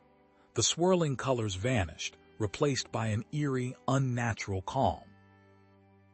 The Vanguard hung suspended in a silent void, surrounded by a landscape that defied all known laws of physics. Before them lay a hidden pocket dimension, a realm of impossible geometries and shimmering energy fields. Floating islands dotted the alien sky, connected by bridges of pure light. Buildings constructed from an unknown, iridescent material glowed with an inner luminescence. What is this place? Someone whispered in awe. Stella, her eyes wide with wonder, spoke softly. It's a remnant, a memory. A scan revealed more. The remnants of an ancient civilization lay scattered across the dimension. Scans showed they used interdimensional energy for peaceful purposes, for creation, but were wiped out by a force that weaponized it. Stella found a device. It was inert but hummed with latent power. This can stabilize the anomaly, maybe even reverse it. What does it need? Nolan asked. Energy, Stella said. A specific signature, one that matches mine. Nolan looked at Stella, then at the device. The risks were immense, but the potential reward was even greater. He met Stella's gaze, seeing the persistence in her violet eyes. Activate the device, Nolan ordered. All hands brace for impact. We're about to cross a line we can never uncross. Stella initiated the activation sequence. The device hummed louder, bathing the bridge in an ethereal glow. The Vanguard shuddered again, more violently than before. Metal groaned, circuits overloaded, and the ship began to phase, to merge with the pocket dimension. New technologies sparked to life and new resources became available, but the link was permanent. The Vanguard and its crew were now tethered to the anomaly, forever bound to its fate. The sensorium hummed, a low thrum against the newly reinforced bulkheads. What had been a chaotic mess of jury-rigged systems was now integrated, sort of. Readings are still spiking in Sector Gamma 7, Lieutenant Jackson reported, his voice tight. The pocket dimension interface isn't entirely stable. Nolan leaned forward, his gaze sweeping across the holographic display. Jagged lines of emerald green energy pulsed erratically. Run diagnostics again. Stella, anything you can sense from your end. Stella, seated in a modified command chair, her eyes closed, winced. It's restless, she murmured, her voice strained. Like a caged animal, the connection is strong but unpredictable. A bead of sweat trickled down her temple. The pocket dimension merger had amplified her latent abilities tenfold. All right, Nolan said, clapping his hands together. Time to see what this baby can do. Jackson, set up a training exercise. Target drones, standard Imperial configuration. Let's see if these energy cannons can live up to the hype. The training began smoothly enough. The Vanguard, propelled by its enhanced engines, danced through the asteroid field, its new sensors painting a vivid picture of the mock Imperial fleet. The energy cannons, drawing power directly from the pocket dimension, charged with a menacing hum. Firing solution locked, Jackson announced. Energy levels at optimal. Engage, Nolan commanded. The Vanguard unleashed a torrent of emerald energy. The beams, far more potent than their old railguns, struck the target drones with surgical precision. 1, 2, 3 drones vaporized in silent emerald flashes. "Impressive," Nolan muttered, a flicker of hope igniting in his eyes. Then a high-pitched whine echoed through the bridge. "Warning, energy surge in Cannon 3, Jackson shouted. "Overload imminent." Before anyone could react, Cannon 3 sputtered, showering the nearby consoles with sparks. The acrid smell of ozone filled the air. "Shut it down," Nolan yelled. "All cannons cease fire." What the hell was that? Jackson scrambled to analyze the data. "It appears the energy conduit couldn't handle the strain, Commander. The pocket dimension energy is volatile. It needs more refinement." Suddenly, Stella gasped, clutching her head. "They're coming," she whispered, her eyes wide with terror. "So many." The sensors confirmed her premonition. A swarm of red blips materialized on the holographic display. An Imperial fleet far larger than any they had encountered before was bearing down on them. "Report," Nolan barked. "Imperial cruisers, frigates, destroyers. At least a dozen capital ships," Jackson rattled off. "They're moving fast. Intercept course in under 5 minutes." Nolan's face hardened. "Looks like we're skipping the training montage. All hands battle stations. Let's give these bastards a taste of what we've got." The Vanguard surged forward, its energy cannons charging once more. This time, however, Nolan ordered a more cautious approach. "Target their lead cruiser," he commanded. "Concentrate fire. Let's see if we can punch through their shields." The Vanguard's cannons unleashed a coordinated barrage. The emerald energy beams slammed into the Imperial cruiser's shields, causing them to flicker and buckle. Then, with a final, deafening roar, the shields collapsed. The energy beams tore through the cruiser's hull, detonating its reactor in a blinding flash. "Direct hit. Cruiser down." Jackson shouted, a triumphant grin spreading across his face. Heartened by their initial success, the Vanguard pressed its attack. Imperial ships fell one after another, their shields no match for the pocket dimension enhanced weaponry. A wave of exhilaration swept through the crew. For the first time, they felt like they had a fighting chance. But the Empire was not so easily defeated. As the Vanguard moved to engage another cruiser, a new type of energy shield shimmered into existence around the Imperial flagship. The Vanguard's energy beams slammed into the shield, but instead of collapsing, they dissipated harmlessly. "What the hell?" Jackson exclaimed. "Their shields are adapting. They're resistant to our energy frequencies." Stella cried out, doubling over in pain. "The anomaly. It's being disrupted. They're trying to sever the connection." The Vanguard shuddered violently. Alarms blared, lights flickered. The pocket dimension interface sputtered and died. The energy cannons went silent. "We're losing power," Jackson yelled. "The pocket dimension link is destabilizing." "Evasive maneuvers," Nolan roared. "Get us out of here now." The Vanguard, crippled and vulnerable, limped away from the Imperial fleet, dodging laser fire and missile barrages. They narrowly escaped, but the ship was heavily damaged. Hull breaches, system failures, and a shaken crew were the cost of their victory. Back on the bridge, the atmosphere was grim. "Damage report," Nolan said, his voice tight. "Engines at 60%, Jackson replied. "Shields offline. Weapons systems inoperable. We're leaking atmosphere in several sections." Stella, still pale and shaken, approached Nolan. "They're not just trying to sever the connection," she said, her voice barely above a whisper. "They've developed a counter-frequency. It can destabilize the anomaly completely. If they use it, we could be trapped inside the pocket dimension. Forever." Nolan stared at her, his blood running cold. "A counter-frequency? How is that possible?" "I don't know," Stella said, "but I can feel it. It's resonating with the anomaly, weakening it." Nolan pounded his fist on the console. "Damn it, they knew about the pocket dimension all along. They lured us in here." Jackson accessed the ship's communication logs. "Commander, I've intercepted an Imperial transmission. It's heavily encrypted, but I've managed to isolate a few key phrases. Interdimensional energy research. Gamelin genetic markers. Controlled implosion.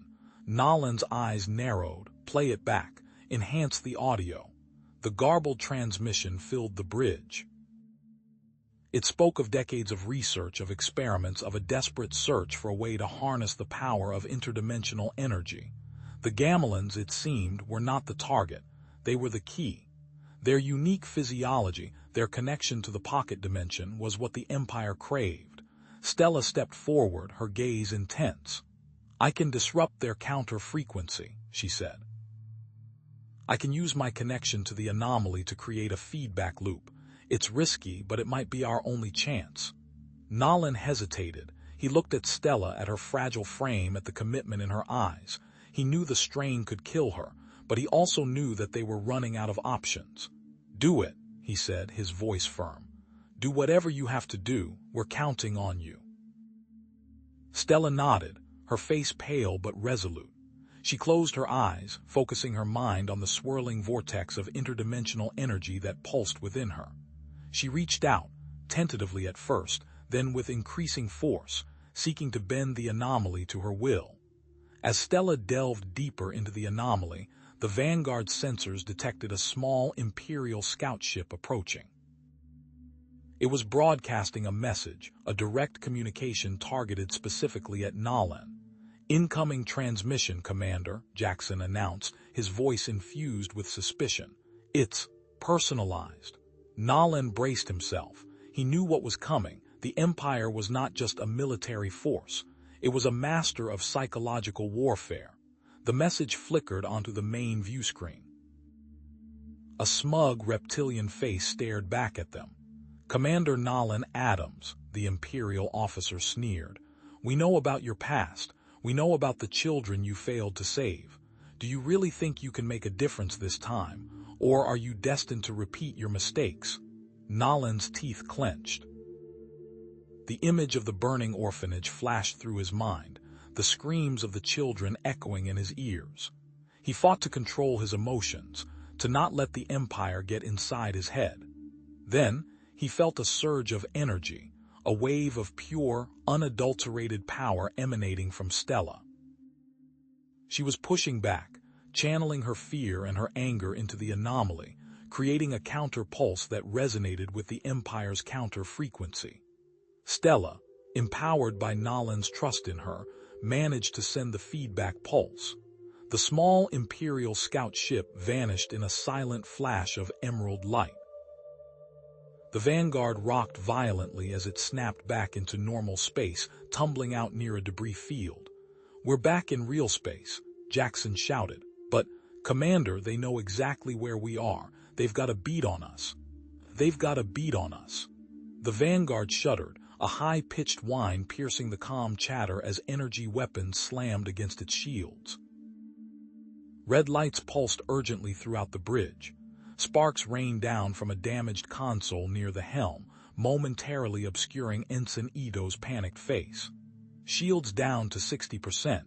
Ito yelled, wrestling with the controls. "They're hitting us with everything they've got." Below decks, the situation was even grimmer. Emergency bulkheads slammed shut, sealing off compromised sections. The acrid smell of burning circuits filled the air. Chief Engineer Reyes barked orders, his face streaked with grime. "Damage control teams to sections 4 and 7. We've got hull breaches. Seal them off and get those plasma conduits rerouted now. And someone get me more sealant, we're running low." The Vanguard had taken a beating. And the explosion of the scout ship had done more damage than initially estimated. Nolan gripped the arms of his command chair, the vibrations of the ship rattling his teeth. He could feel the familiar gnawing in his gut, the icy dread that always accompanied the prospect of failure. Images flashed through his mind, the burning wreckage of the transport ship, the terrified faces of the children he couldn't save. Not again, he thought, his breath catching in his throat. I can't let it happen again. He squeezed his eyes shut, fighting back the memories, the guilt. He had to focus. Stella stood beside him, her lavender eyes wide with concern. She could sense his inner turmoil, the storm raging beneath his stoic facade. She also felt the growing unease amongst the crew. Humans and Gamilans alike exchanged worried glances, their shared predicament overshadowed by simmering resentment. The mess hall now had a visible line dividing the two species. "Commander," she said softly, her voice barely audible above the din. "The damage. It is extensive. We are rationing supplies already. The Gamilans, She trailed off, searching for the right words. "They are feeling the strain." Ray's voice crackled over the comm. "Commander, we've got a problem. The port side stabilizer took a direct hit. The repair unit is slagged. We're dead in the water without it." Nolan opened his eyes, the weight of Ray's words settling heavily on him. "Can we fabricate a replacement?" "Negative, Commander. The components are too specialized. We're talking about a complete overhaul. We don't have the materials, and even if we did, we don't have the time." A murmur of despair rippled through the bridge. The Vanguard, their only hope, was crippled. A heated discussion erupted among the bridge crew. Voices rose in frustration and fear. "We can't just sit here and wait to be destroyed," Ensign Ito exclaimed, his voice cracking. "We need to get out of here, now. Where do you suggest we go, Ensign?" Lieutenant Park retorted, her voice sharp. "We're stranded in the middle of nowhere with a broken ship and limited resources. We need to face reality. We're sitting ducks. Maybe we should consider abandoning the mission," a voice suggested from the back of the bridge. "It's not worth risking our lives for a lost cause."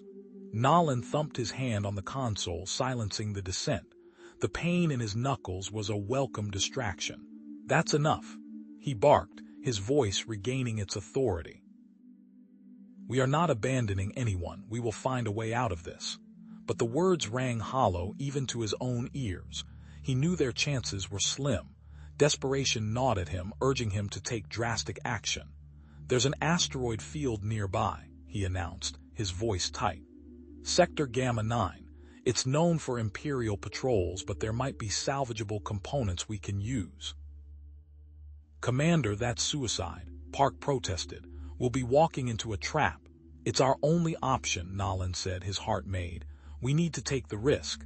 "Just like I did before," he thought, the familiar sting of regret flooding his senses. Stella stepped forward, her expression a mixture of concern and anger. "Nolan, what are you doing? You're not thinking clearly. This isn't about us, it's about you and your ghosts." "You don't understand," Nolan snapped, turning away from her. "I have to do this." "No, I think I do," Stella retorted, her voice rising. "You're so focused on your past failures that you're willing to sacrifice everyone on this ship to prove something to yourself." Nolan flinched, her words hitting him like a physical blow. He knew she was right, but he couldn't admit it, not yet. The Vanguard limped towards the asteroid field, its shields flickering weakly. The vast expanse of space was now littered with jagged rocks of varying sizes, a chaotic maze of potential hiding places and deadly obstacles. Suddenly, alarms blared again. "Imperial fighters incoming!" Ito shouted, his fingers flying across the controls. "3 squadrons, they're flanking us." The Vanguard was caught in a crossfire. Energy blasts ripped through the asteroid field, sending debris flying in all directions. His ship shuddered violently as the Imperial fighters closed in. During the chaos of the battle, Stella felt a strange sensation, a tingling energy coursing through her veins. The ship's lights flickered erratically and the consoles buzzed with uncontrolled power. She clutched her head, trying to suppress the surge, but it was too strong. "What's happening?" Nolan yelled, struggling to maintain control of the ship. I don't know," Stella gasped, her voice strained. "Something's wrong, my powers. They're out of control." Suddenly, a surge of interdimensional energy erupted from Stella, overloading the ship systems. The lights went out completely, plunging the bridge into darkness. Alarms wailed and sparks flew from damaged consoles. "Report!" Nolan shouted, his voice echoing in the darkness.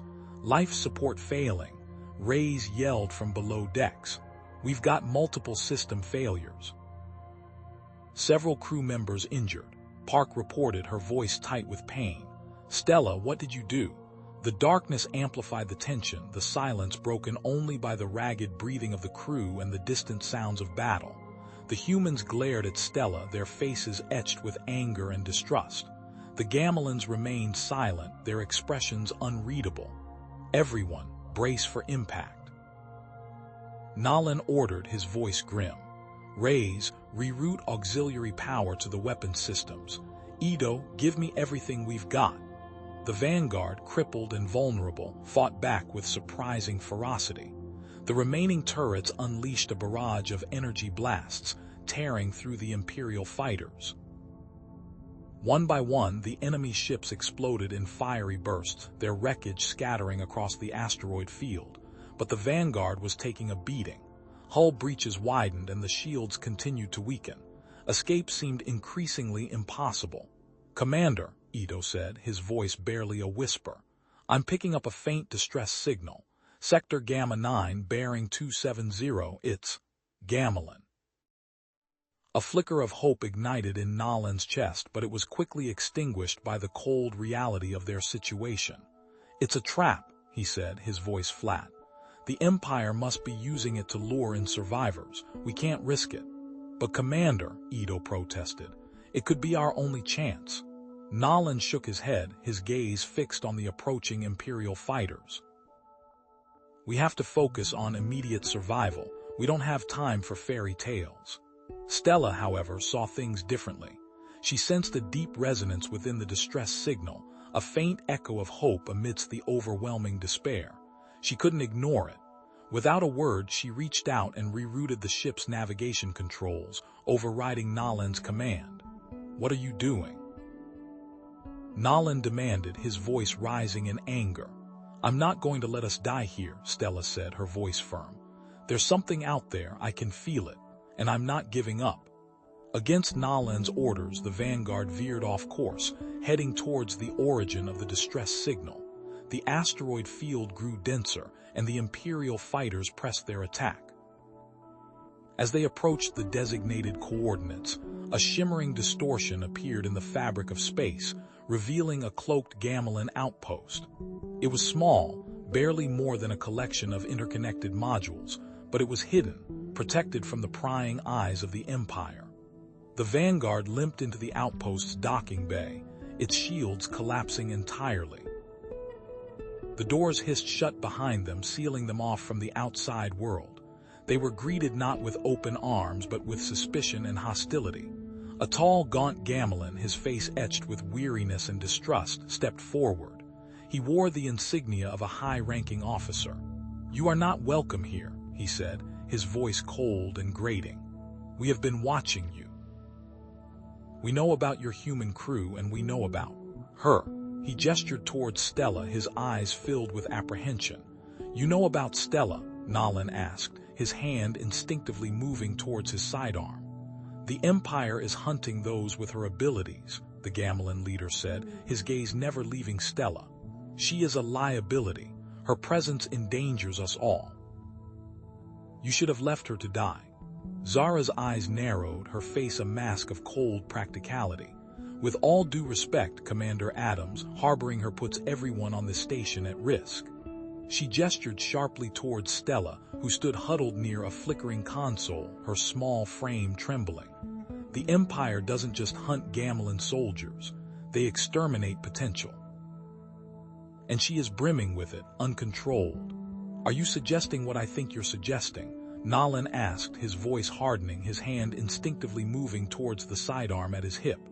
"I am stating a fact," Zara replied, her tone unwavering. "We can offer you and your crew safe harbor, resources, passage to a less exposed sector. All we ask is that the girl be handed over." "For containment." Nalan's fists tight. "Containment? You mean imprisonment or worse?" He stepped closer to Zara, his gaze unwavering. "My responsibility is to protect my crew, all of them, that includes Stella." Zara scoffed, taking a step back. "You humans are sentimental to a fault. Do you even comprehend what she represents?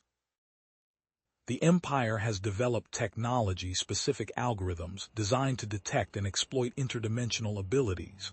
They can sniff out someone like her across sectors. She's a beacon, Commander, a prime target.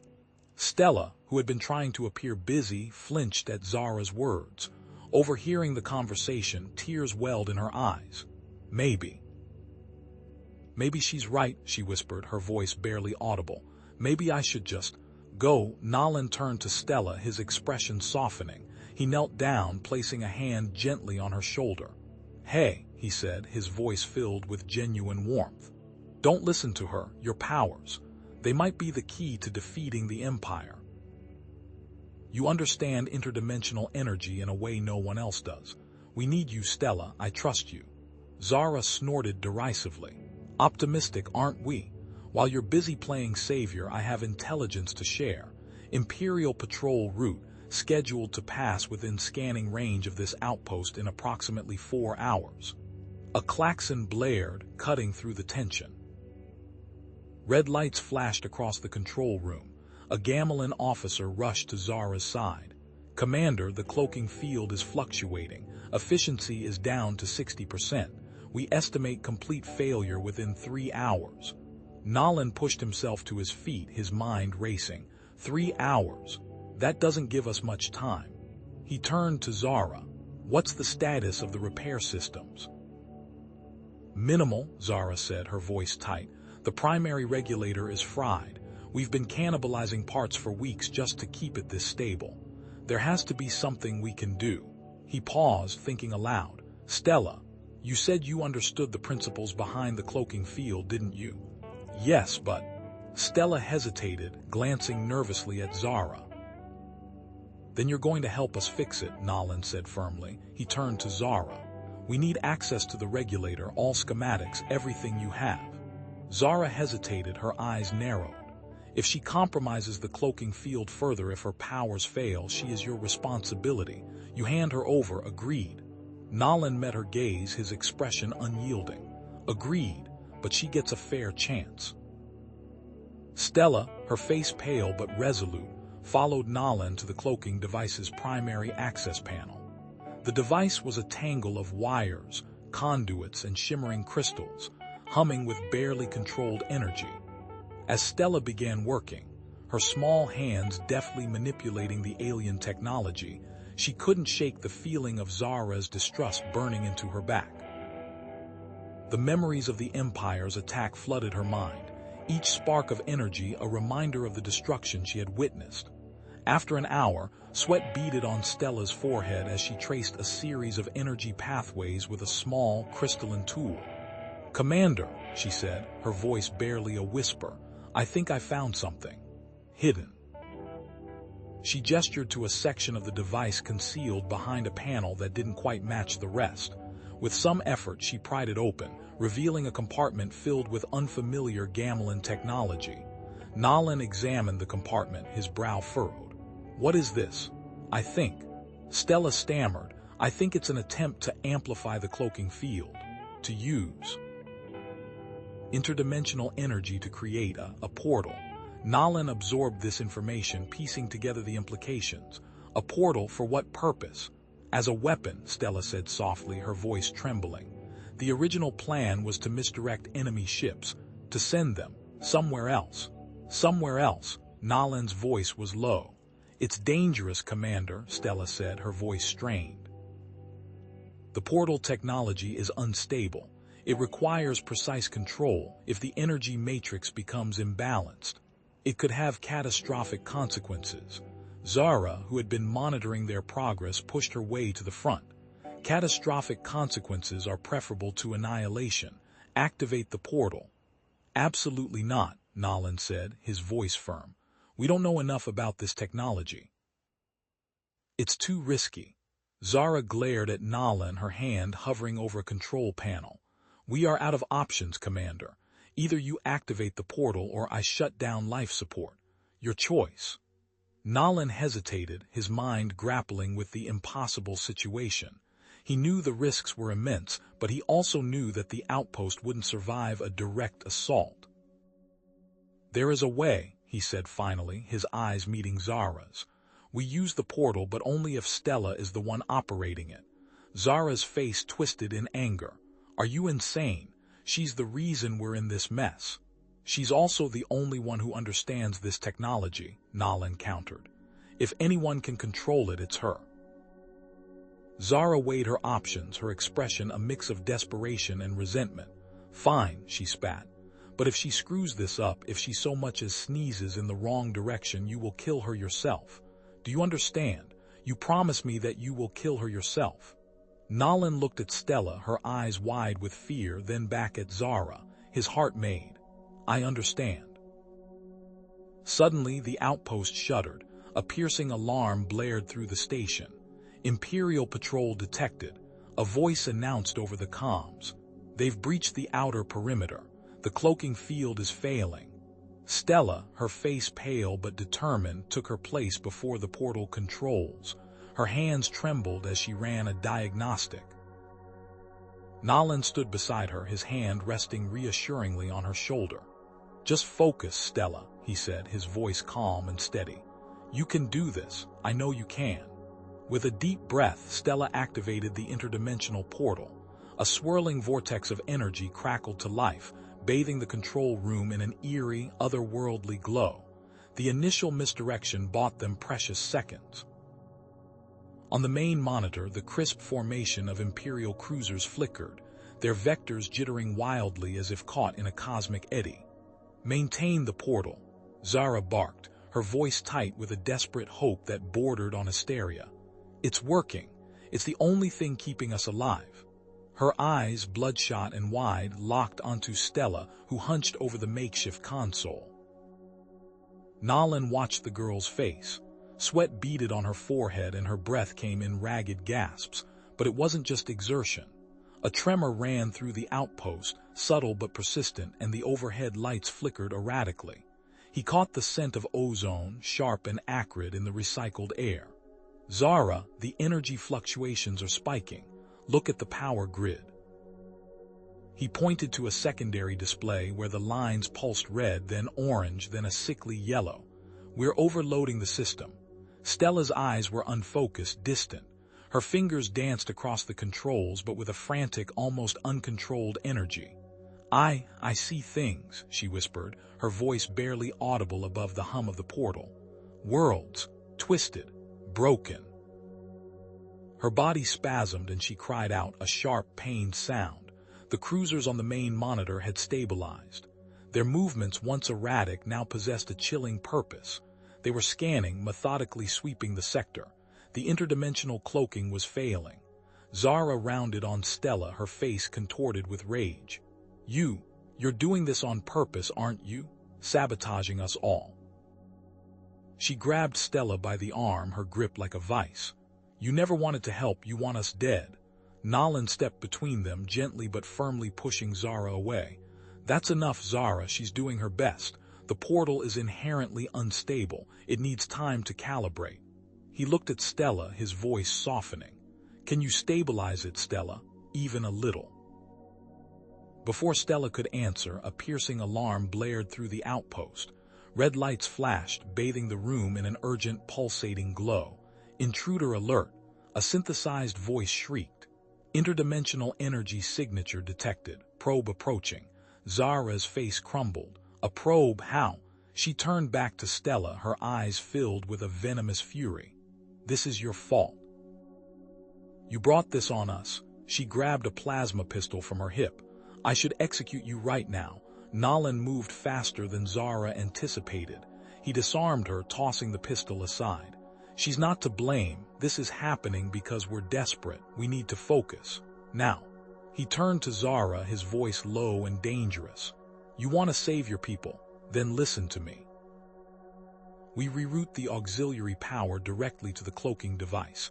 It's a risk, but it might draw the probe away. Zara hesitated, her eyes darting between Nolan and Stella. And what about her? She spat, gesturing towards Stella with a trembling hand. She's a liability. Hand her over, Nolan, or I swear I'll— Enough. Nolan's voice cut through the tension like a laser. I'm not handing her over, but I'll make you a deal. I'll go with Stella. We'll reroute the power ourselves, but if we're caught, if we try to escape, then do what you have to do. Zara stared at him, her face a mask of suspicion. After a long, agonizing silence, she nodded slowly. Fine, but my guards will be watching. One wrong move, Nalin, and she dies. She turned to one of her guards, a hulking figure with cybernetic implants glinting beneath his skin. She whispered, her voice barely audible, if they try anything, kill the girl, make it quick. Nalin met Zara's gaze, unflinching. He knew he was walking into a trap, but he saw no other way. He turned to Stella. Ready. Stella nodded, her eyes filled with a mixture of fear and commitment. They stepped out of the airlock and onto the surface of the asteroid. The landscape was wrong. Colors shimmered and shifted, defying the laws of light and shadow. Patches of twisted vegetation sprouted from the metallic rock, pulsating with an unnatural luminescence. Gravity seemed to fluctuate, making each step a precarious balancing act. Stella shivered, pulling her threadbare jacket tighter around her. It's different out here, she whispered, her voice trembling. The portal, it's not just misdirecting them, it's opening something. Nalin followed her gaze. In the distance, a towering spire of rock twisted into impossible angles, its surface shimmering with an oily, iridescent sheen. Opening what, Stella? I don't know, she said, her voice barely a whisper. But it's not just the Empire we need to worry about. They reached the auxiliary power conduit, a tangle of wires and conduits snaking across the asteroid's surface. As Nalin began to work, splicing wires and rerouting circuits, Stella stared up at the sky, her eyes wide with a growing horror. It's coming, she breathed. I can feel it. On the outpost sensors, the probe's signal flickered erratically, its trajectory unpredictable. It was as if something was interfering with its guidance systems. The probe, Nalin said, his brow furrowed in concentration. It's malfunctioning, the interdimensional energy. It's screwing with its sensors. Stella shook her head, her eyes fixed on a point just above the horizon. It's not just the probe, the portal. It's creating a bridge. Something else is coming through. Nalin looked up, his blood turning to ice in his veins. In the swirling mists above, a shape began to coalesce. At first, it was just a distortion, a ripple in the fabric of reality. But then slowly, agonizingly, it began to take form. A grotesque silhouette against the star-strewn sky, a clawed hand dripping with an otherworldly ichor, a single, baleful eye burning with malevolent intent. It was drawn by Stella's energy signature, the beacon that pulsed from her very being. Drawn from a dimension beyond human comprehension. Nalin's hand tightened on his pulse rifle, the weapon snapping to his shoulder in a practiced motion. Stella gasped, a high-pitched, almost bird-like sound, not of fear but of recognition. Her fingers danced over her datapad, lines of gamelan script scrolling too fast for Nalin to follow. Wait. She cried, her voice tight with concentration. Too late. The creature, a writhing mass of shadow and shimmering energy, lashed out with impossible speed. A tendril of pure force slammed into the power conduit behind them, the metal groaning and sparking before severing completely. The already flickering lights of the outpost dimmed further, casting long, dancing shadows. It's reacting to you, Nalin realized, his eyes narrowed. Your energy signature, it's drawn to it like a moth to a flame. Stella's fingers flew across the datapad. Not drawn, confused, disoriented. This isn't its dimension, it's trying to find its way back. She looked up at Nalin, her brow furrowed.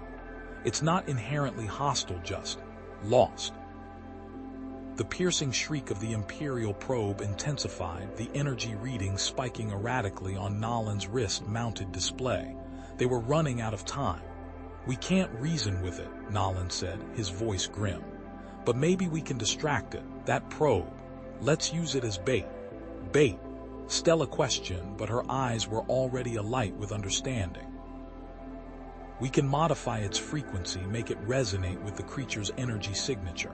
A false signal to lead it away. As they worked feverishly, rerouting power and recalibrating the probe's emitter, the heavy thud of boots echoed from the corridor. Zara's guards, their faces grim and set, materialized at the entrance to the chamber. Commander Zara requests your immediate assistance, the lead guard stated, his hand resting on the butt of his sidearm. But his eyes flicked nervously towards Stella, a flicker of something dark and malicious. Nolan stepped in front of Stella, blocking their path. "We're a little busy here. What's the problem?" "Security protocols," the guard replied, his voice tight. "The Gamelin presents a potential threat. We are authorized to neutralize any risk." "She's helping," Nolan growled, his grip tightening on his rifle. "Get out of here, now." The guards advanced, their weapons raised. Nolan knew this wasn't about security. This was about Zara and her own twisted agenda. He had to buy Stella time. "Stand down," Nolan barked, raising his own rifle. "I will not allow you to harm her." A tense standoff ensued, the air crackling with unspoken threats. Behind him, Stella worked with frantic speed, her fingers flying across the datapad. Finally, she looked up, her eyes shining with triumph. "Done, it's ready." Nolan didn't hesitate. He lunged forward, knocking the lead guard off balance, creating the distraction Stella needed. "Now," he yelled. Stella activated the modified probe. A high-pitched whine filled the chamber, followed by a surge of raw, interdimensional energy. The creature, instantly drawn to the new signal, turned its attention away from them and lunged towards the probe, engulfing it in a vortex of shadow and light. As the creature and the probe became one, Stella cried out, clutching her head. Visions flooded her mind, fragmented images of a world bathed in violet light, a world connected to the creature. But then a more disturbing image emerged. A vast metal city, a city of cold, angular towers siphoning energy from the violet world, draining it dry. The Empire's homeworld. She stumbled back, her face pale. "They're not just targeting us," she whispered, her voice trembling. "They're after the source, the energy itself, the Gamelin. We inherently understand it, our children." Nolan grabbed her arm, steadying her. "Stella, what is it? What did you see?" "The Empire," she gasped. "They're not just killing us, they're stealing our life force."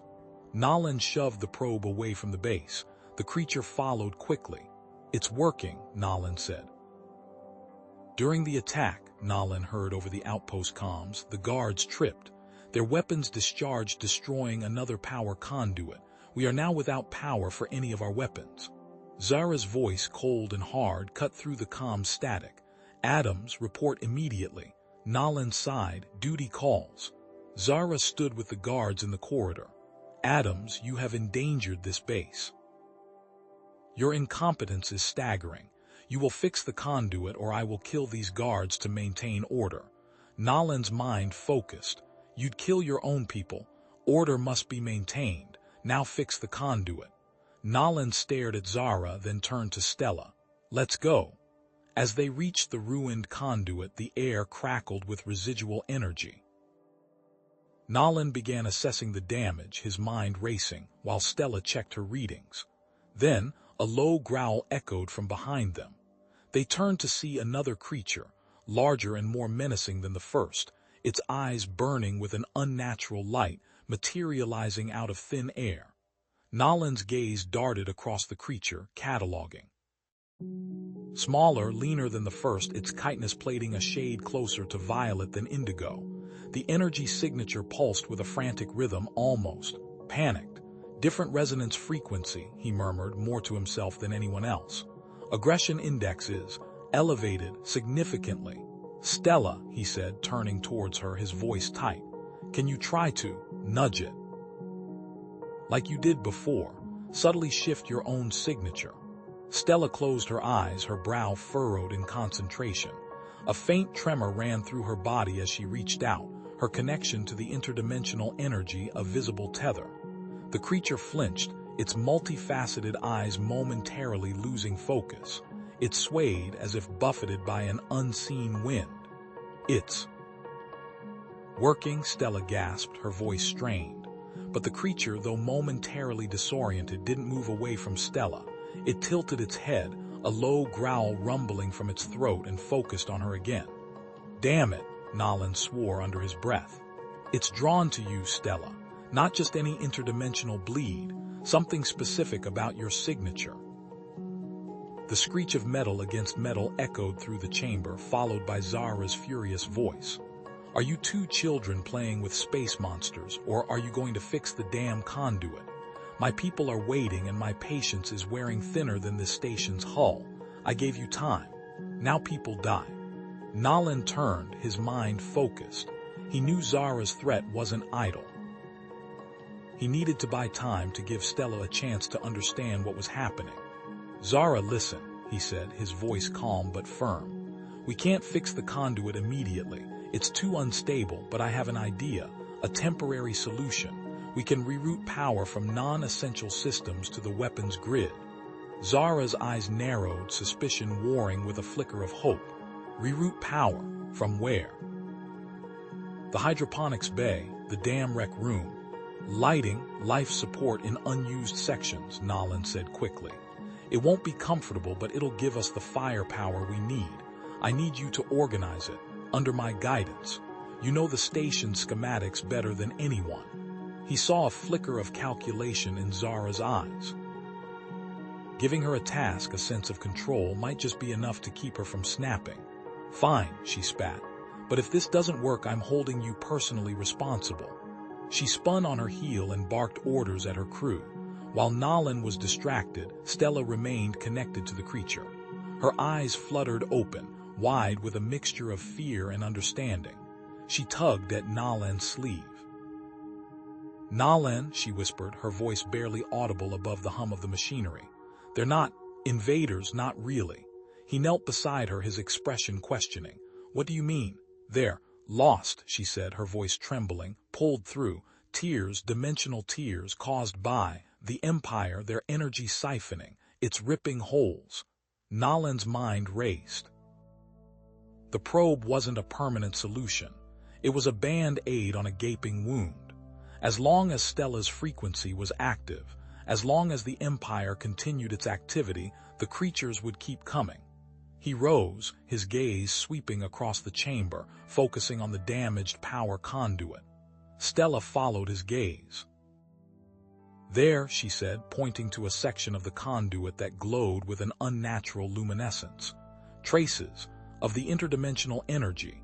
It's amplifying the conduit's power output, but it's also destabilizing it. An idea, reckless and audacious, sparked in Nolan's mind. What if, he said slowly, we use the interdimensional energy to temporarily supercharge the outpost's defenses?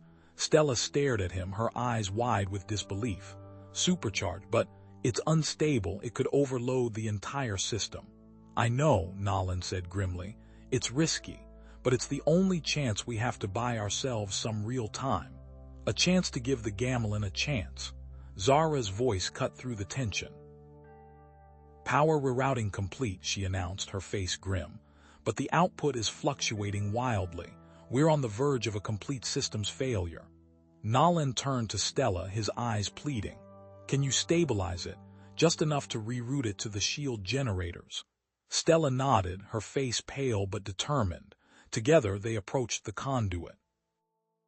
Stella focused her energy, gently coaxing the chaotic interdimensional energy into a more stable flow. Nolan, guided by Zara, rerouted the energy to the shield generators. The outpost shuddered as the shield flickered to life. It was visibly stronger than before, shimmering with an otherworldly glow. But unpredictable energy surges pulsed across its surface, crackling with dangerous intensity. Suddenly, a garbled transmission crackled over the comms. Static buzzed, obscuring the words, but one phrase cut through with chilling clarity. Interdimensional, signature, detected, shield, amplified. It was from the first probe. Nolan's blood ran cold. They knew. The transmission continued, the static worsening. Interdimensional, dampener, imminent. Arrival, 1 hour. Stella gasped, her eyes wide with terror.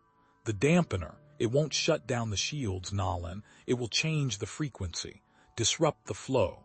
It will destabilize the energy from the inside out. It will destroy the generators and us with them. It will destabilize the energy from the inside out. It will destroy the generators and us with them. Stella's violet eyes were wide with terror. Okay, Nolan said, his voice calm despite the knot in his stomach. Zara, I need you to reinforce the generator chamber. Everything you've got. Heat shielding, energy dampeners, the works.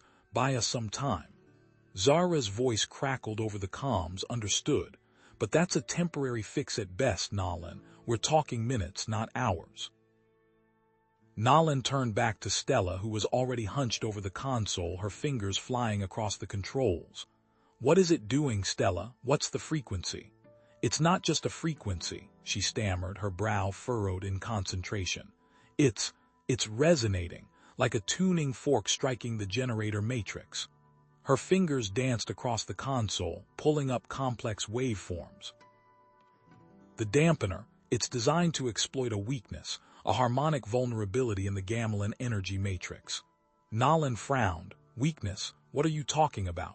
Stella looked up, her expression troubled. It's difficult to explain. It's like a flaw in the song, a note that shouldn't be there. She shivered, her hands trembling. I can feel it instinctively. But I don't know how. Can we shift the shield's frequency? Nolan asked. Avoid the resonance. Stella shook her head vehemently. No, that could destabilize the interdimensional energy flow, the shield. It could collapse completely. Then we fight fire with fire, Nolan said, a dogged willpower hardening his features.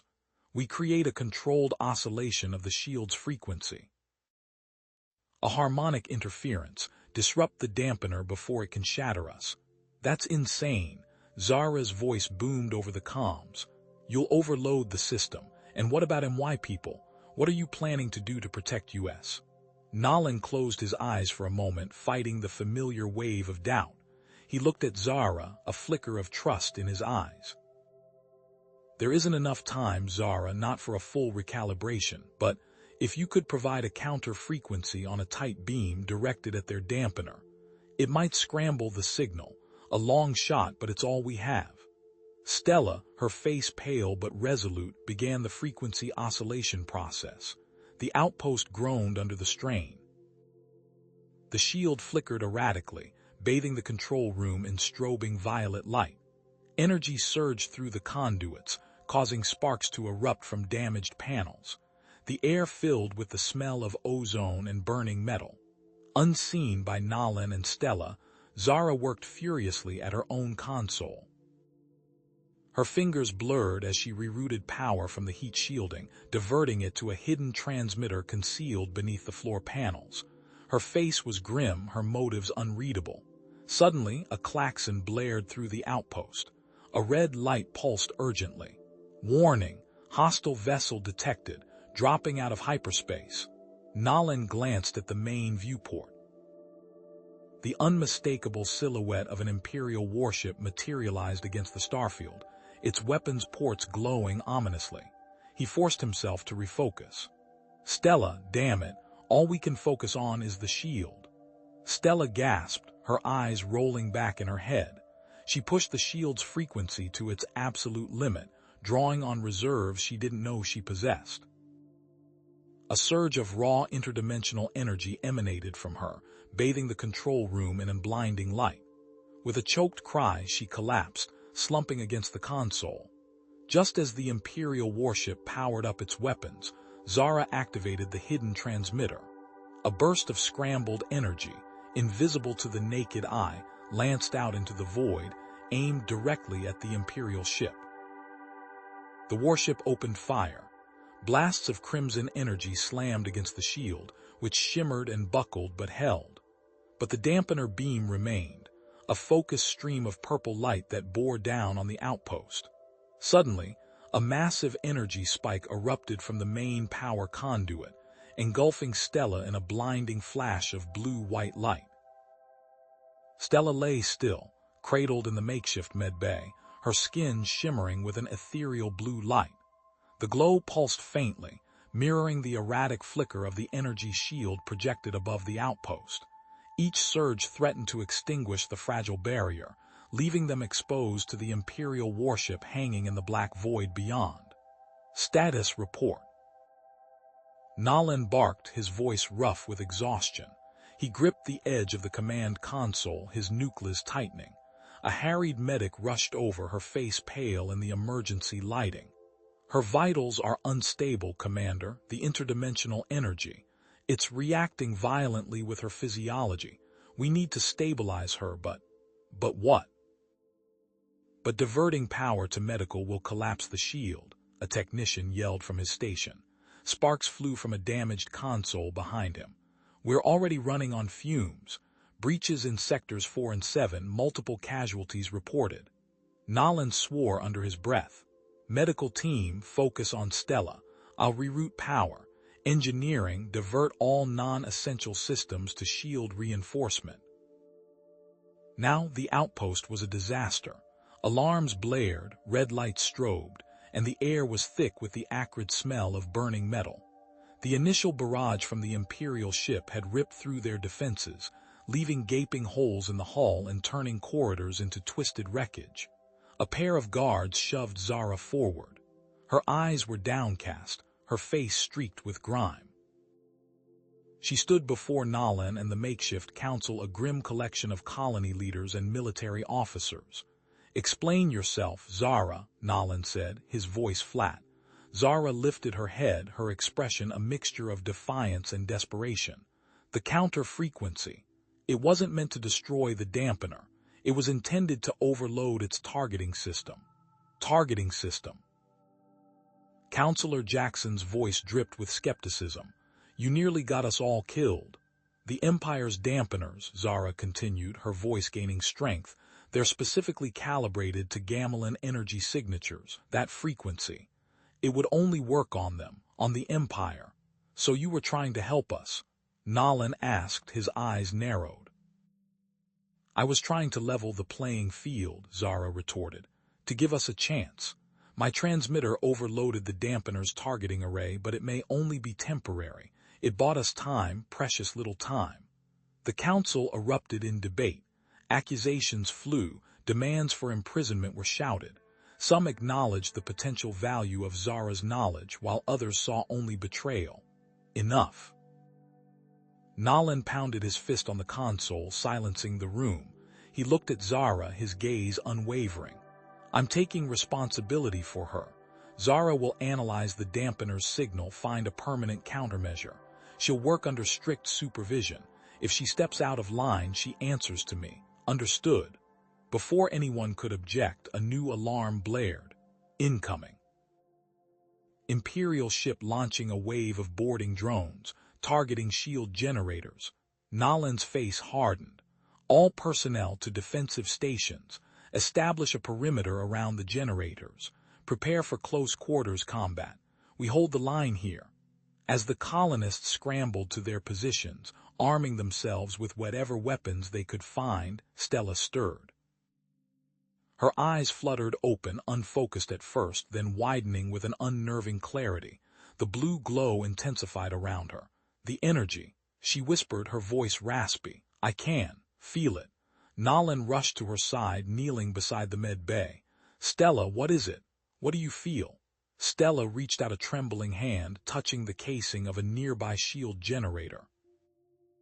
Her eyes glazed over and her breathing became shallow. "Harmonic resonance. Between me and the field, it's alive." A technician shouted, "Commander, we're detecting a new energy signature from the Imperial ship. It's a secondary dampener, wider frequency range." Stella's eyes snapped open, her gaze locking onto Nolan's. "They're adapting. They're going to shut down the shield." Nolan's mind raced. They were out of time, out of options. He looked at Stella, at the raw power emanating from her, at the desperate hope in her eyes. "We're going to use you as a conduit, Stella," he said, his voice low. "We're going to redirect that energy. Can you do it?" Stella nodded, her face pale but resolute. I can try." The outpost shuddered as the Imperial ship deployed the new dampener. The shield flickered violently, its energy field collapsing in on itself. Alarms screamed as power levels plummeted. "Now, Stella, now," Nolan urged, his hand resting on her shoulder. Stella closed her eyes, focusing her mind. She reached out with her senses, feeling the chaotic flow of interdimensional energy, the intricate web of the shield. Guided by Nolan's instructions, she established a direct link, channeling her own energy into the failing barrier. The shield stabilized, its blue glow intensifying, but the strain was visible, both on the energy field and on Stella herself. Her breathing grew ragged, her skin clammy with sweat.